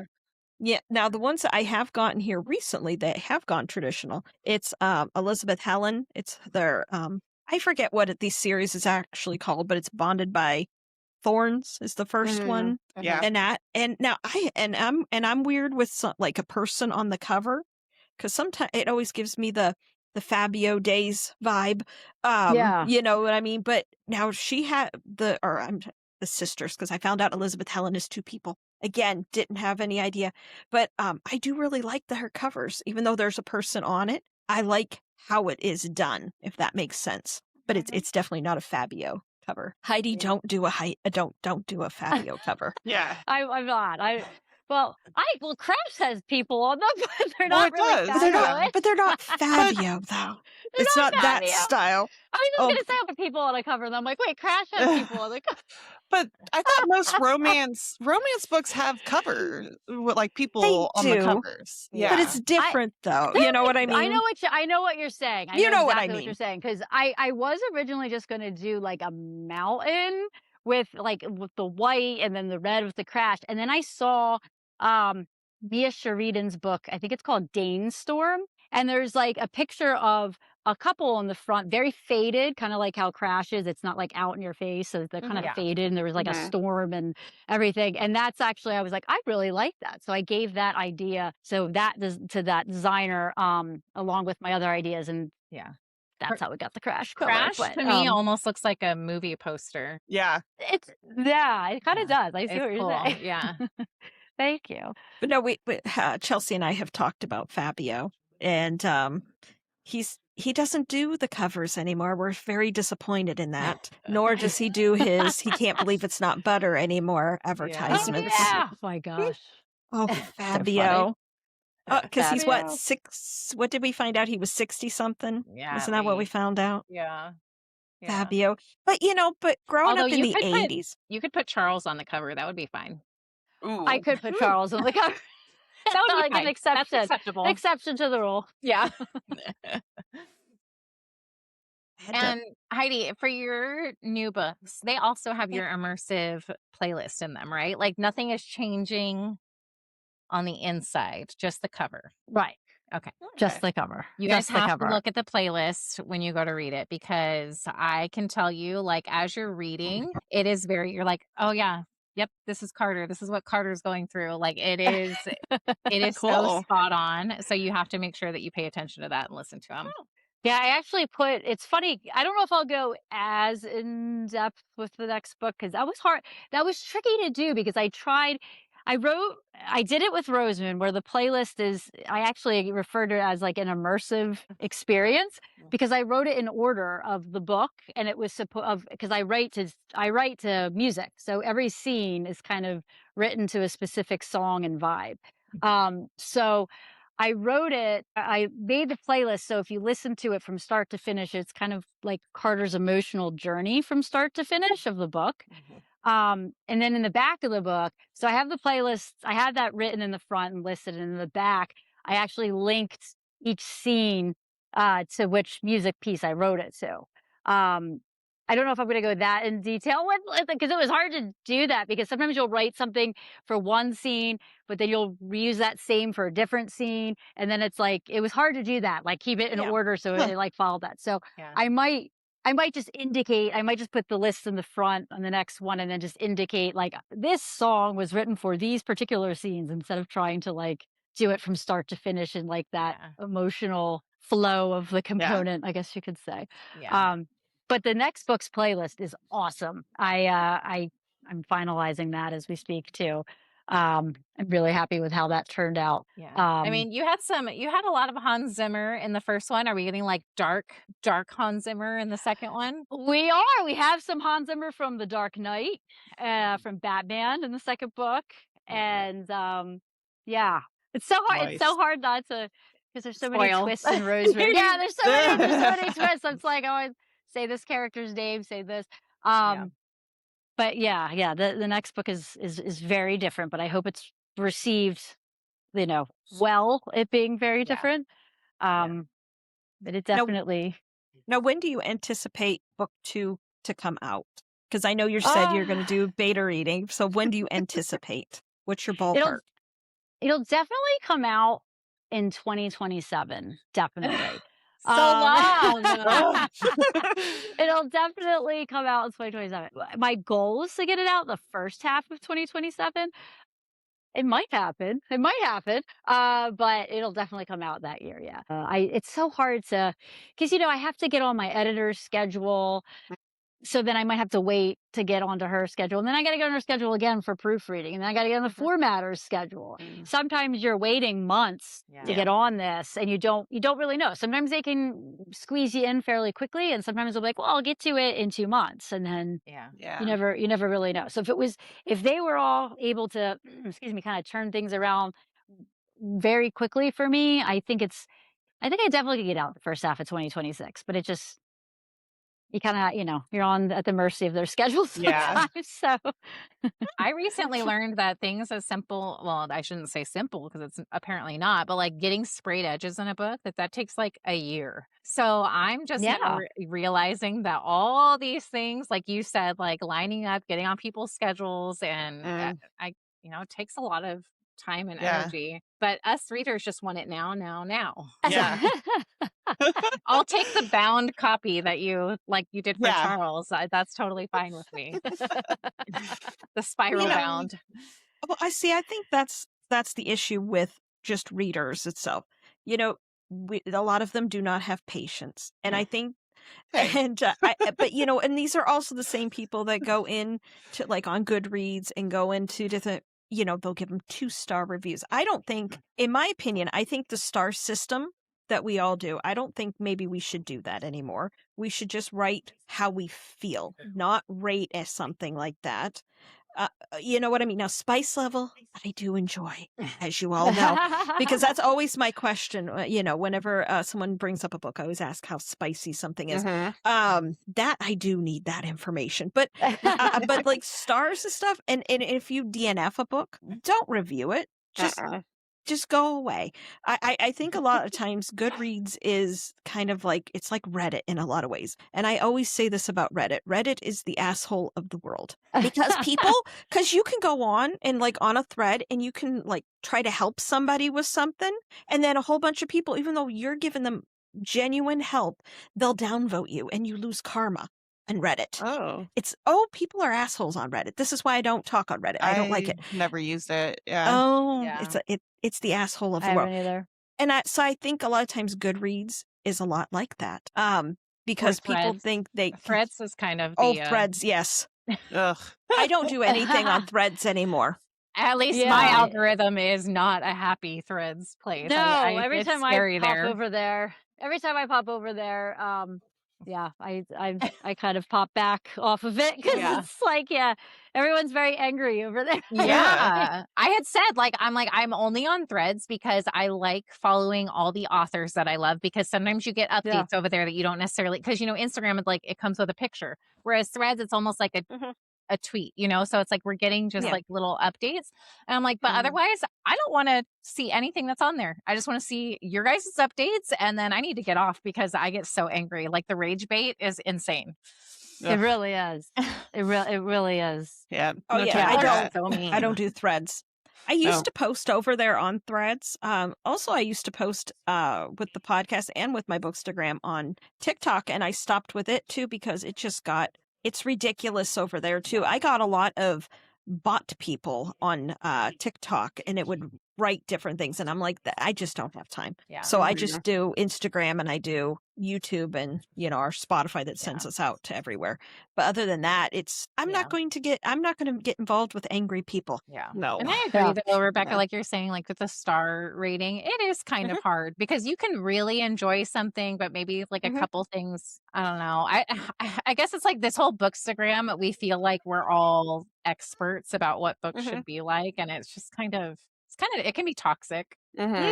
Yeah. It's Yeah. books are so subjective too. Yes. It's hard to, it's hard.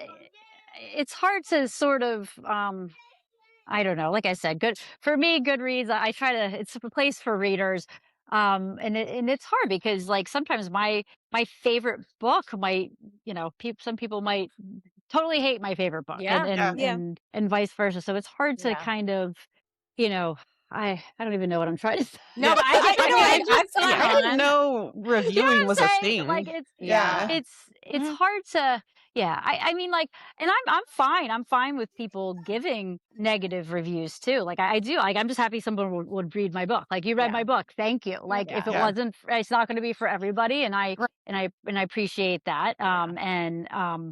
You just hope that if you can, you can learn from negative reviews, but it's just it's hard because it's It's a you want to mindset. make Yeah. Yeah. and now you get out what I'm trying to say. Yeah, But I I've know gone what on you're and saying. been like, I'm gonna leave a 5-star review on this. I loved this book, and I'll be looking through other reviews, and they're like, this is wrong, and this character is insufferable, and this and that. I'm like, Yeah.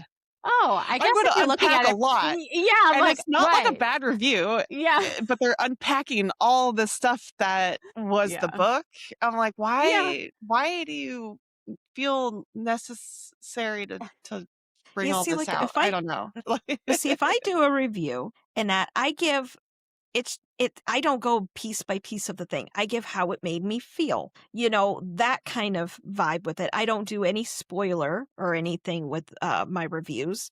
Now I still do stars, but everything I always read, everything's a 5-star to me. If it made me happy or it gave me a feeling or if a book has made me cry or different things like that, they're all 5-star. If Yeah. it's made that, I've only one time I've had one book that I didn't care for and I DNF'd it. But I didn't go on and do Yeah. a review on it. I didn't say 1 star. I didn't do that. I Yeah. don't understand why people feel the need to do that. Yeah. I don't understand. And like you said, books are subjective. You don't Yeah. just because I love something, I don't expect Chelsea to love it or Heather to love it. Right. I always tell them, hey, you should try this out, but Yeah. I'm not going to be like all angry at them. Well, you didn't like that Yeah. book that I loved. I wouldn't be mad, but people are very odd. People on the internet, I should say, are Well, odd. they just get confident Yeah. when it's When you're behind a keyboard, typing instead of Yes. talking to Yes. someone else. That's so Mhm. true. Yeah, the warrior keyboarders. Mhm. Yes. Yeah.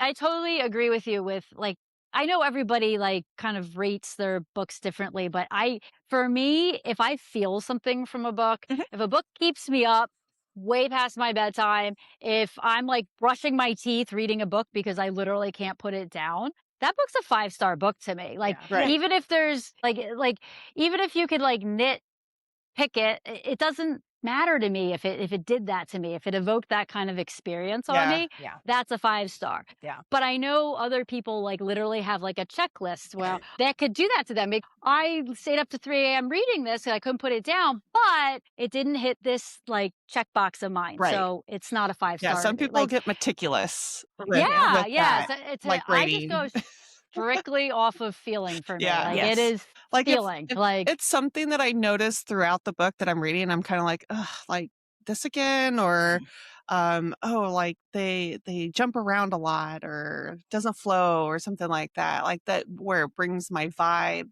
a distraction. Then I'm like, okay, 4 Or stars. if they But I'm not repeat a like lot. a horrible book.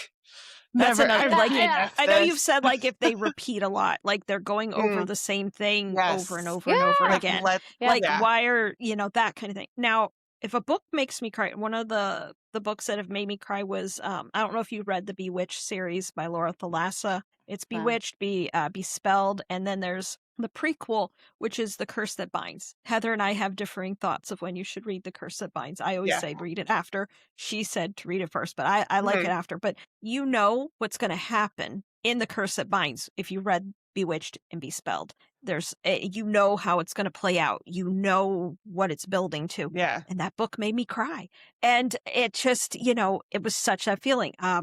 At the end of the Plated Prisoners series, when there was things in book 6, moments that happened, and there were things, major events that happened, it made me cry. Those are there's something about a book when it can do that for you. Mm-hmm. You know, it's even like if you're watching a TV show, like I was just watching Bridgerton because I hadn't watched it before and I binged it all. And I watched Queen, what was her name? Queen Charlotte. Charlotte. I watched her thing. Oh, And I that love that. So good. the last episode of her miniseries, it made me cry. That was so good. That when a book can pull that kind of emotion out of you, that is an absolute 5-star. I've learned I'm a mood reader too. I've learned from what I do. But of course, you know, they have to be spicy. But yeah, but if a book can invoke that emotion, that is 5-star. Rosemoon, I would say probably 3. But again, that's like subjective too. You know, a spice level is subjective. I would give it a 3. I've had most people gave it around that, like a 2.5 or a 3. I would do 3. I might even bump it to like this next one could be like a 3.5 for sure. But I write under my real name. So that's something too that I have to, like, when I give it to beta readers, be like, I write under my real name. So if it's too spicy, you know, let me know. There's never too much spice, I have to tell you. I agree, but when you write under your real name, they're kind of because I don't use a pen name. But I agree. I kind of agree with that for sure. I'd say Rosewood's probably about a 3 peppers out of 5. This next one, Crash is little. It has one spicy scene, but it's a novella, but it is a very spicy scene that's in there. That I guess for the ratio of amount of pages to spice, that's probably about 3 too, in my opinion. So yeah, I think they're pretty spicy. I don't know, Chelsea, what do you think? Rosewood was spicy? I liked how you said, like, I would probably say like a 2.5 to 3, like somewhere in that range. It is hard. I'm not very good at spice ratings either. So I'm not either. That's one of those things where I kind of like leave those off when I do ratings. I'm like, yes, there is some, like, because I don't know how to rate them, but it's so well done because it's so. I guess for like Carter spice Quint is just pure amazing man. It's just so good. I'm biased, but I agree. He's my baby. I agree. Just like everything about him oozes perfect man moments. Well, I know, like with spice and stuff, like Heather and I think a little differently. Like what I consider maybe a little bit more spicy, she consider a little less spicy. Like the series now I just read. I read the Stalk by is it Seduction and Shadows? I always get the last 2 words mixed up, so it could be either or. It's by Maggie Sinceri. Now that I gave 4 peppers because it's a lot of it's kind of like dominance and submissive kind of things with vampires, with vampires and stuff like that. But I do like my spiciness. But now, like, I've seen people, like, if you guys have read Anathema by Carrie Lake, now I've seen some people will be like, that's like 1.5 or 2. But when you actually read it and you read the scene and stuff, it is very spicy. So I guess I classify mine by how the spicy scene makes me feel or how I see it in my mind. Not, you know, that it's I just don't do fade to black. That's just not my, if it's that, that's not in my wheelhouse. I have to have my spiciness. You know what I mean? Yeah. So Heidi, no wrong answer to this, because you're an author and you're busy and you have a lot going on with the audiobooks, but do you have any current reads right now? Are you like too in the thick of your writing to have time to read? Right now I am. That's like all like, well, I was doing my Game of Thrones rewatching too. So that was taking into my reading time. But whenever I'm like deep in editing or there's different phases when I'm like working on a book where I can't read anything else. But it's odd because then there's other times where reading actually helps me write. So it just kind of depends on where I'm at in the creative process. But I don't think I've read a book. This is probably pretty funny. It's probably been about 3 months since I've read a book. And I think because I was thinking about this today, because I'm like, I wonder if they're going to ask me what my last reads were, because I had to stop and think what they were, because it's been like 3 months. I read Older by Jennifer Hartman.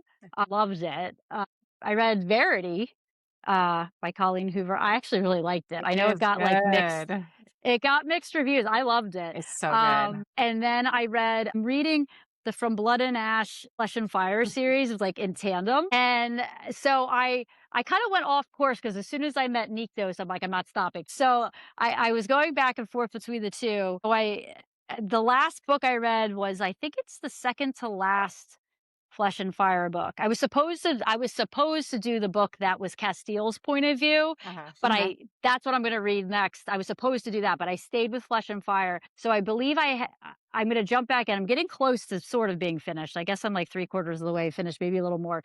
I may be jumping into Castile's point of view.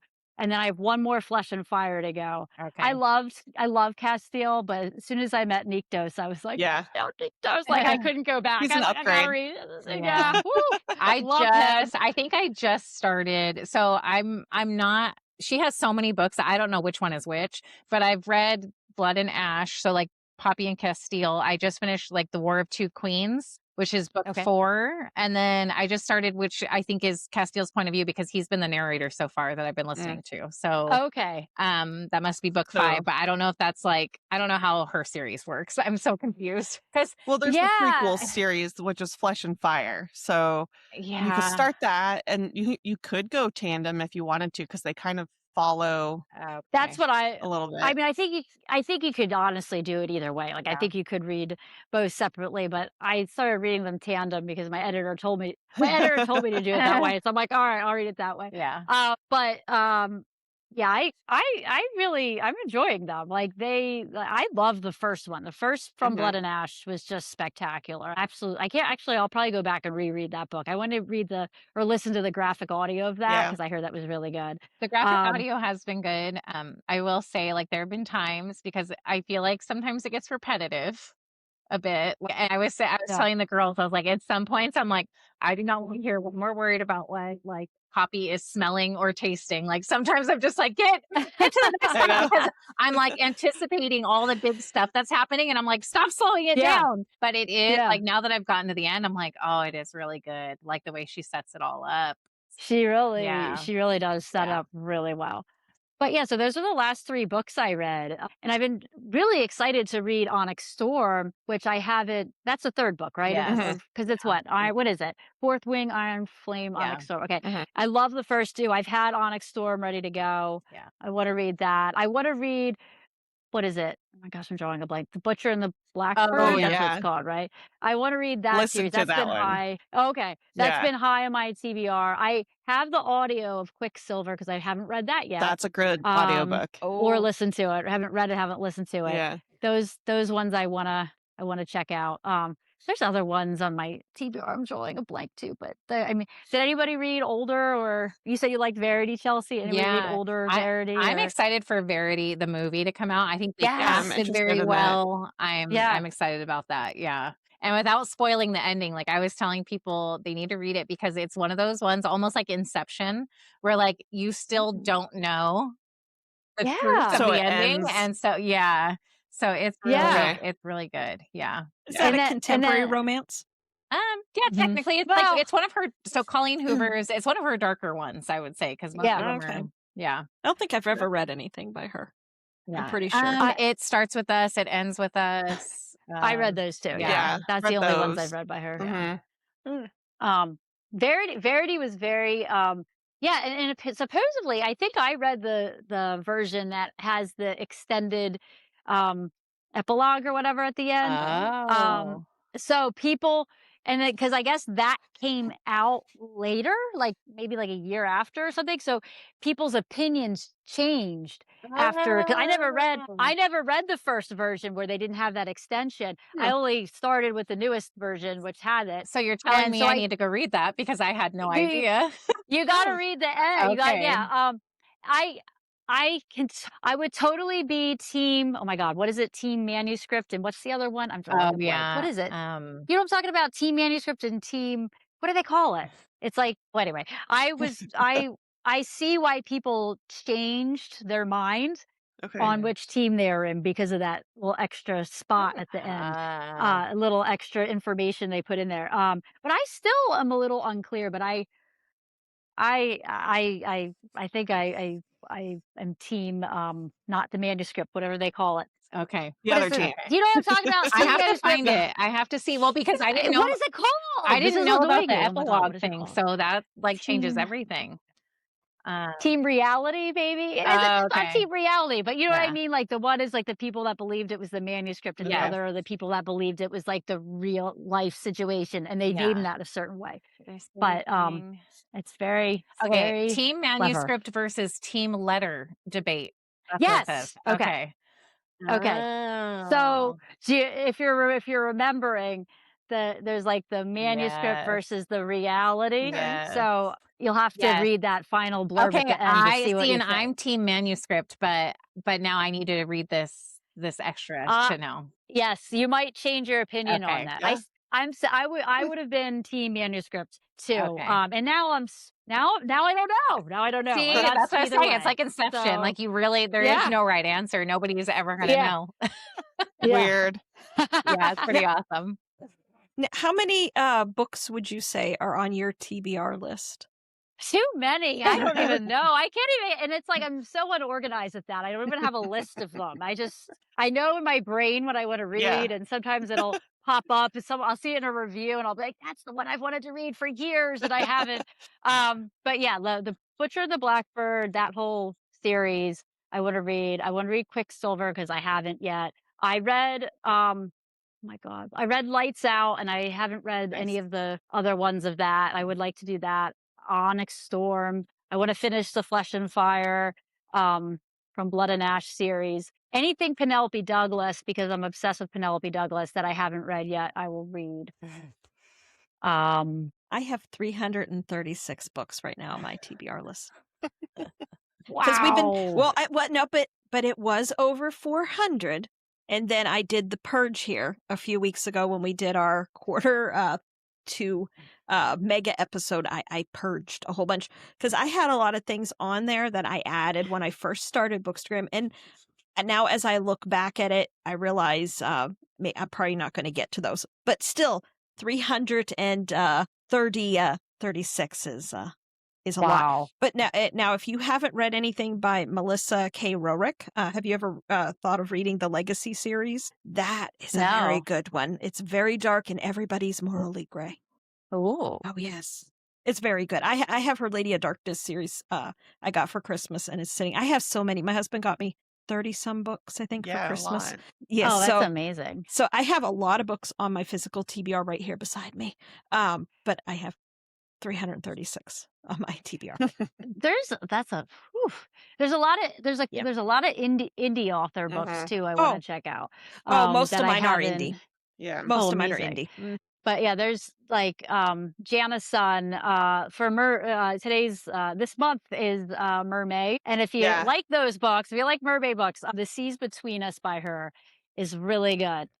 And she's got a couple other books in the series that I want to check out as well. And she's a good friend of mine. She's amazing. She's a beautiful writer.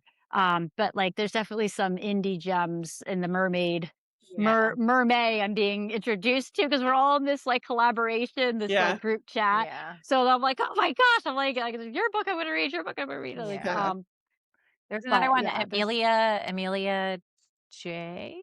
I want to read her book.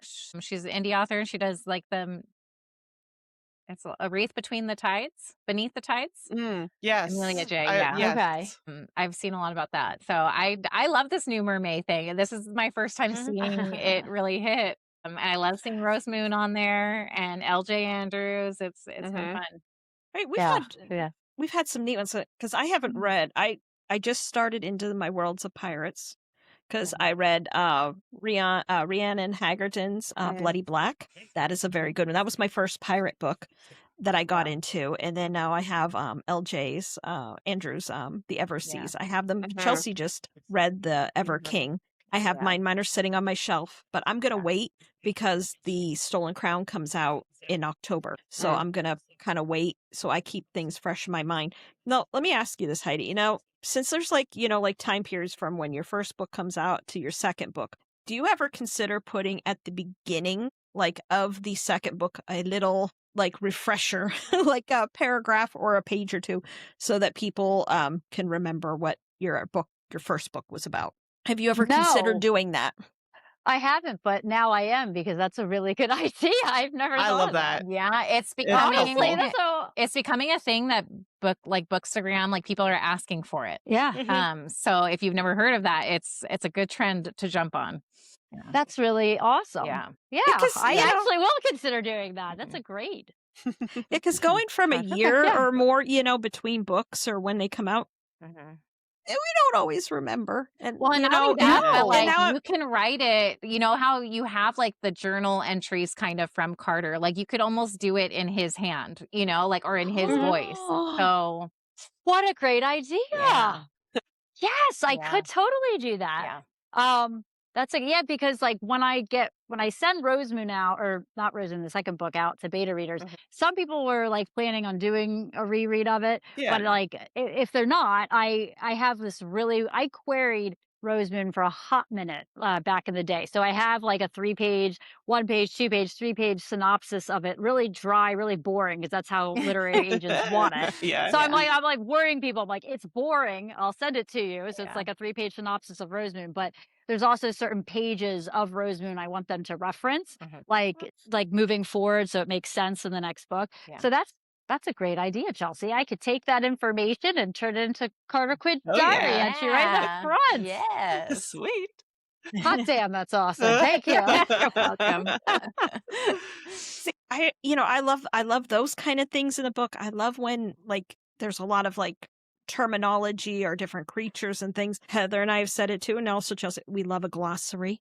Like when you have that with a little, Yeah. even not necessarily that it gives things away, but it helps. Yeah. We love family trees. We love glossaries. We love Yeah. maps. And we Maps. love The nice a thing, beginning synopsis. So we yeah. don't between books. Yeah, the nice thing So about that'd be Rosemoon awesome. is you don't really need like the glossary part, which is nice because Mhm. it's like modern world and then the ocean Nice. Mhm. world that we're probably going to get more of in book 2, probably, Okay. maybe.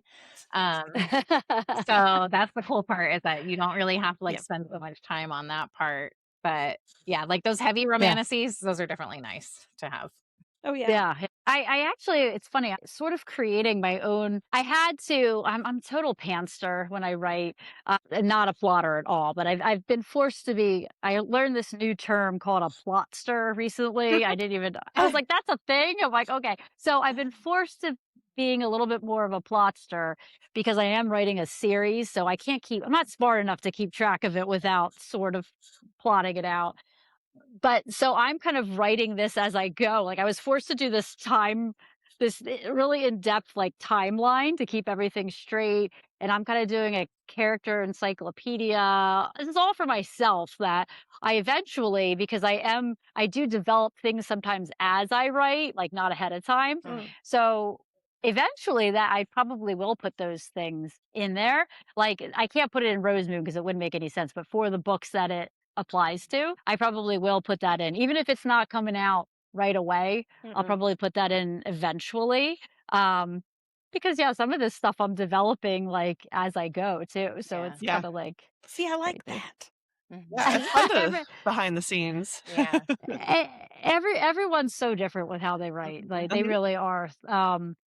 I think it's a blessing and a curse to be a pantster of a writer because it it is because like the blessing of it is everything's very like organic. So I don't know sometimes where things are gonna go until they're hot off my fingertips. Like I have a general idea, but so like the emotion and everything that's coming out of me, it's happening in that moment. Mhm. Like so I think they're very raw emotions. Um, but then trying to keep like track of the stories and everything flowing together. It's very difficult for me. I don't think I was meant to write like a connected fantasy series, but I'm doing it nonetheless. Yes. I, Yes, you are. Yeah. I say this is the last one I'm doing, and then I write Crash and write it in there, and then it's like. I'm like, I'm only doing standalones in a universe from now on. But no, I'll probably always connect them somehow. Yeah. I don't know. Maybe not. I love the We'll see. interconnected, like the little side quests and then the meetups, Yeah. it just kind of gives us because I love seeing the characters that we love so much in other stories because then you get to visit them again. Yeah. So Well, yeah, I like it's that. hard. Yeah.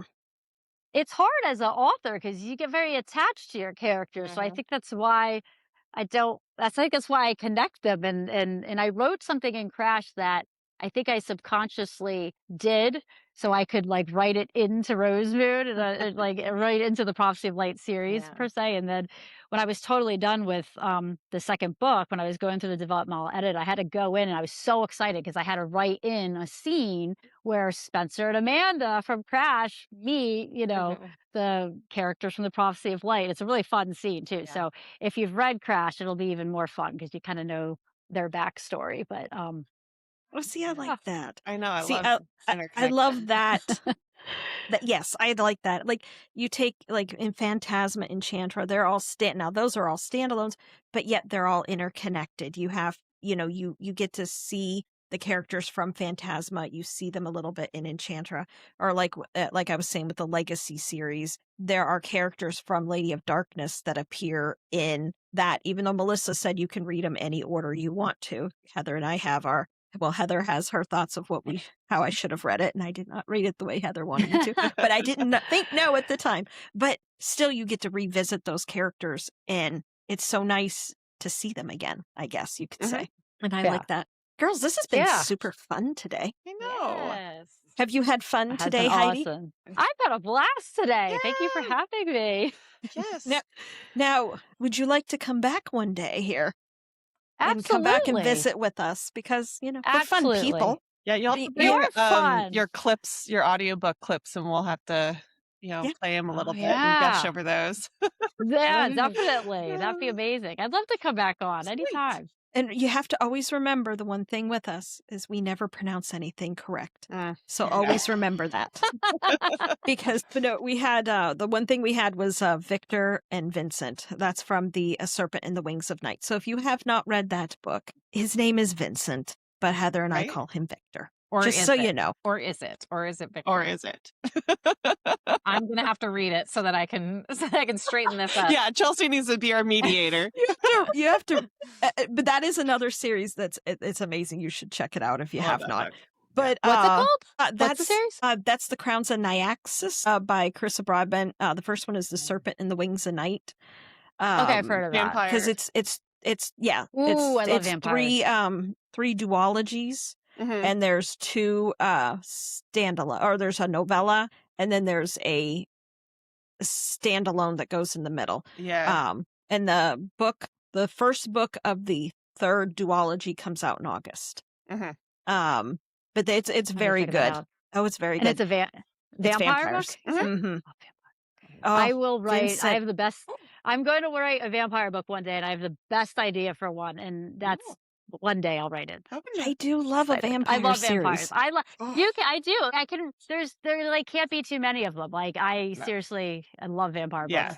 Well, I love vampires. I love Bram Stoker there, and I love Dracula. And my favorite line from that book is, "I've crossed oceans of time to find you." Every time. And I think that's the moment of when I fell in love with vampires, with those books.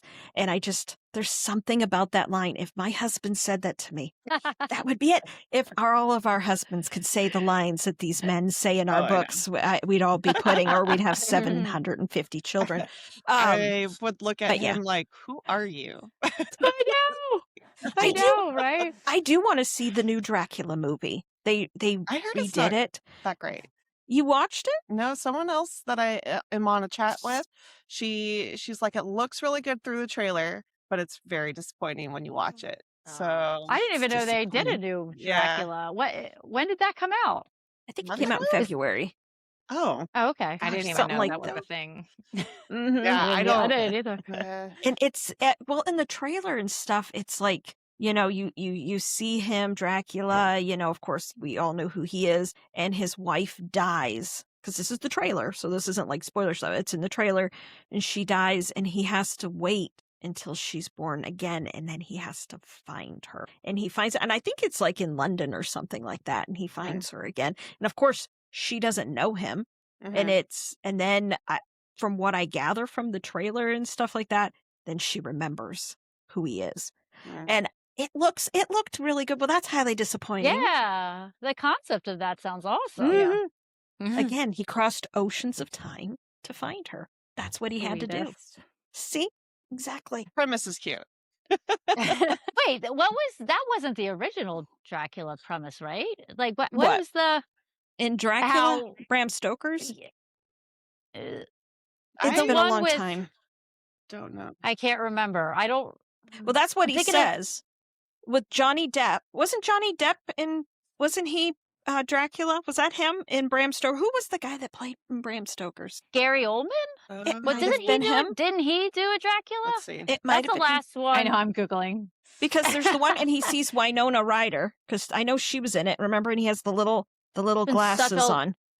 It has been such a long That's a time long since I have See, I think the reason you and watched I we like vampires, because we grew up in the era of Anne Rice. You know, we grew Lost up Boys. the Lost Boys. We grew up with Mhm. Interview with the Vampire. You know, Brad Pitt. Yep. You know, Oh, that was a great book and great movie. I was obsessed with the Lost Boys. They were amazing. I Yeah, we grew remember- up in Oh yeah, the Bram movie. Stoker's Dracula. You had Gary Johnny Oldman. Depp, it looks like. Oh, is that who it was? Why did I think it was Johnny Depp? Maybe it's because he went with Winona Ryder. Maybe Right. that's what I was 'cause thinking. Winona and him Johnny are- Yeah. Depp would make a great vampire. Holy smokes. Yeah. Imagine him as Dracula. Oh my. Keanu. He I is- could he just is on try. my Keanu list. Reeves, yeah, Keanu Keanu. Reeves. But I look, love Keanu Reeves. Rebecca, with your Reddit information, the first title under discussions and forums is Dracula 2025, a pile of trash. That's the title Oh, that so someone has on disappointing. Reddit. It had such a good premise, though. When you see the trailer, it just looks like one of those, you know, those feelings. You know, he crossed all that time to get her back again. You know, that reincarnation kind of thing. I don't know. Maybe since you're a fan, it might be good. It could go one way or the other, right? Like you're a fan of Dracula. Maybe it's like, ooh, this is not like the original and I hate it. Or you're like, Maybe. yes, this is my story. But I love vampire stories in general. You know, I do too. I've been on a vampire kick lately because, as like I told you, Stalked by Seduction, and that's a vampire. Now he has a kind of a thing happening there. He watched her from when she was 5 years old, but not, and he was like a 200 or 300 some year old vampire, but he wasn't watching her in like he wanted her as a child. He discovers her, then and watches her every so many years, and then he sees her as an adult, but he knows there's some type of connection between them because his name's Rune and her name's Scarlet, and he knows there's a connection, but he wants her to live her life. So even though he sees her and that, he walks away from her, but yet It's kind they of like still the end up whole coming back together. Jacob Renesmee from Twilight thing all over Yeah. again. Yeah. Oh, but I told you guys, and I still have to look up the thing. I'll have to look for it for you, or maybe I did send it to you. But they have that thing. You can go. It's the people that did Mystery Theater 3000. They have their thing, and you can buy it, and you download it, and you play it while you're watching Twilight. And they said it makes the movies 1,000,000 times better because they have commentary through the entire movie. Oh. But you guys don't know what Mystery Theater 3000 is. You just don't remember it. It's like a parody. No, they do Okay. a whole parody thing. Yeah. They do. They comment through the whole thing. Oh. Yeah.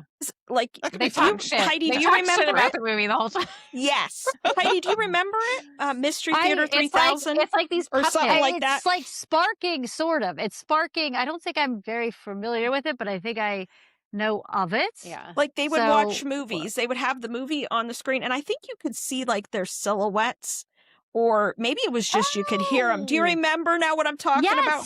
Yes, Okay, I well, do. I do. they have- I'm not like I don't think I've seen very much of it, but I know what you're talking about. Well, The they silhouette have. thing is. Oh yeah, so now they have a website because they don't do that show anymore on TV, and they have a Okay. website, and you can download all different ones from different movies, and you can play it alongside while you're watching the movie. And they said it makes it better. Twilight, the whole entire series. Because I mean, I've Check it only out. watched the movies. These girls have told me the books are much better. Yeah. I have only Yeah. watched the movies, but I thought the movies were fine. I don't know, but I've watched them many moons ago. I think I watched them while I was pregnant with my oldest, so that's been a long time. So my judgment might not be the best there, but I want to try I want to do the little thing where they have the Mystery Theater people. Okay. Again, they said it's really good. But I'll have to look, and I'll To send you check the it link out. when I find it. I'll send it to you. Please do. But now, Heidi, well, before we go, will you tell everybody where they can find you, find your books, find you on Instagram, all that good stuff? Yeah. Right now my books are only on Amazon. Hopefully that will expand in the future, but right now you can get them on Amazon. I'm most active on Instagram. My handle is, what is my handle? Heidi Adams author. That's my handle. Heidi underscore Adams I underscore think author. you have underscores, I think, Yeah. in there. Isn't it Heidi underscore Adams Yeah. author? Mhm. Or Mhm. underscore, yes. We'll have it on our That's description. okay. That's where I'm the most active. I mean, I have a tiny presence on TikTok. I don't understand that app at all. So I'm just kind of on there, but I'm most active on Instagram for sure. Yeah. And also now, everybody, please go and follow us as well at 2girls1TBR on Instagram. Subscribe to us on YouTube, Spotify, Apple Podcasts. Help us reach that 100 subscriber goal. So close. And But yeah, so far. hey, we're closer to it than the last time. Yeah. We're over 60 we're some slowly- subscribers on YouTube now. Thank you. Yeah. Yeah. We were at 55, so hey, we are gaining traction. Very good. But Yes. everyone, but thanks for hanging out with us with the Coven today. We will see you next week for more spicy Rex and TBR wreckage. Good night, book babes. Good night. Good night. Good night. Good night.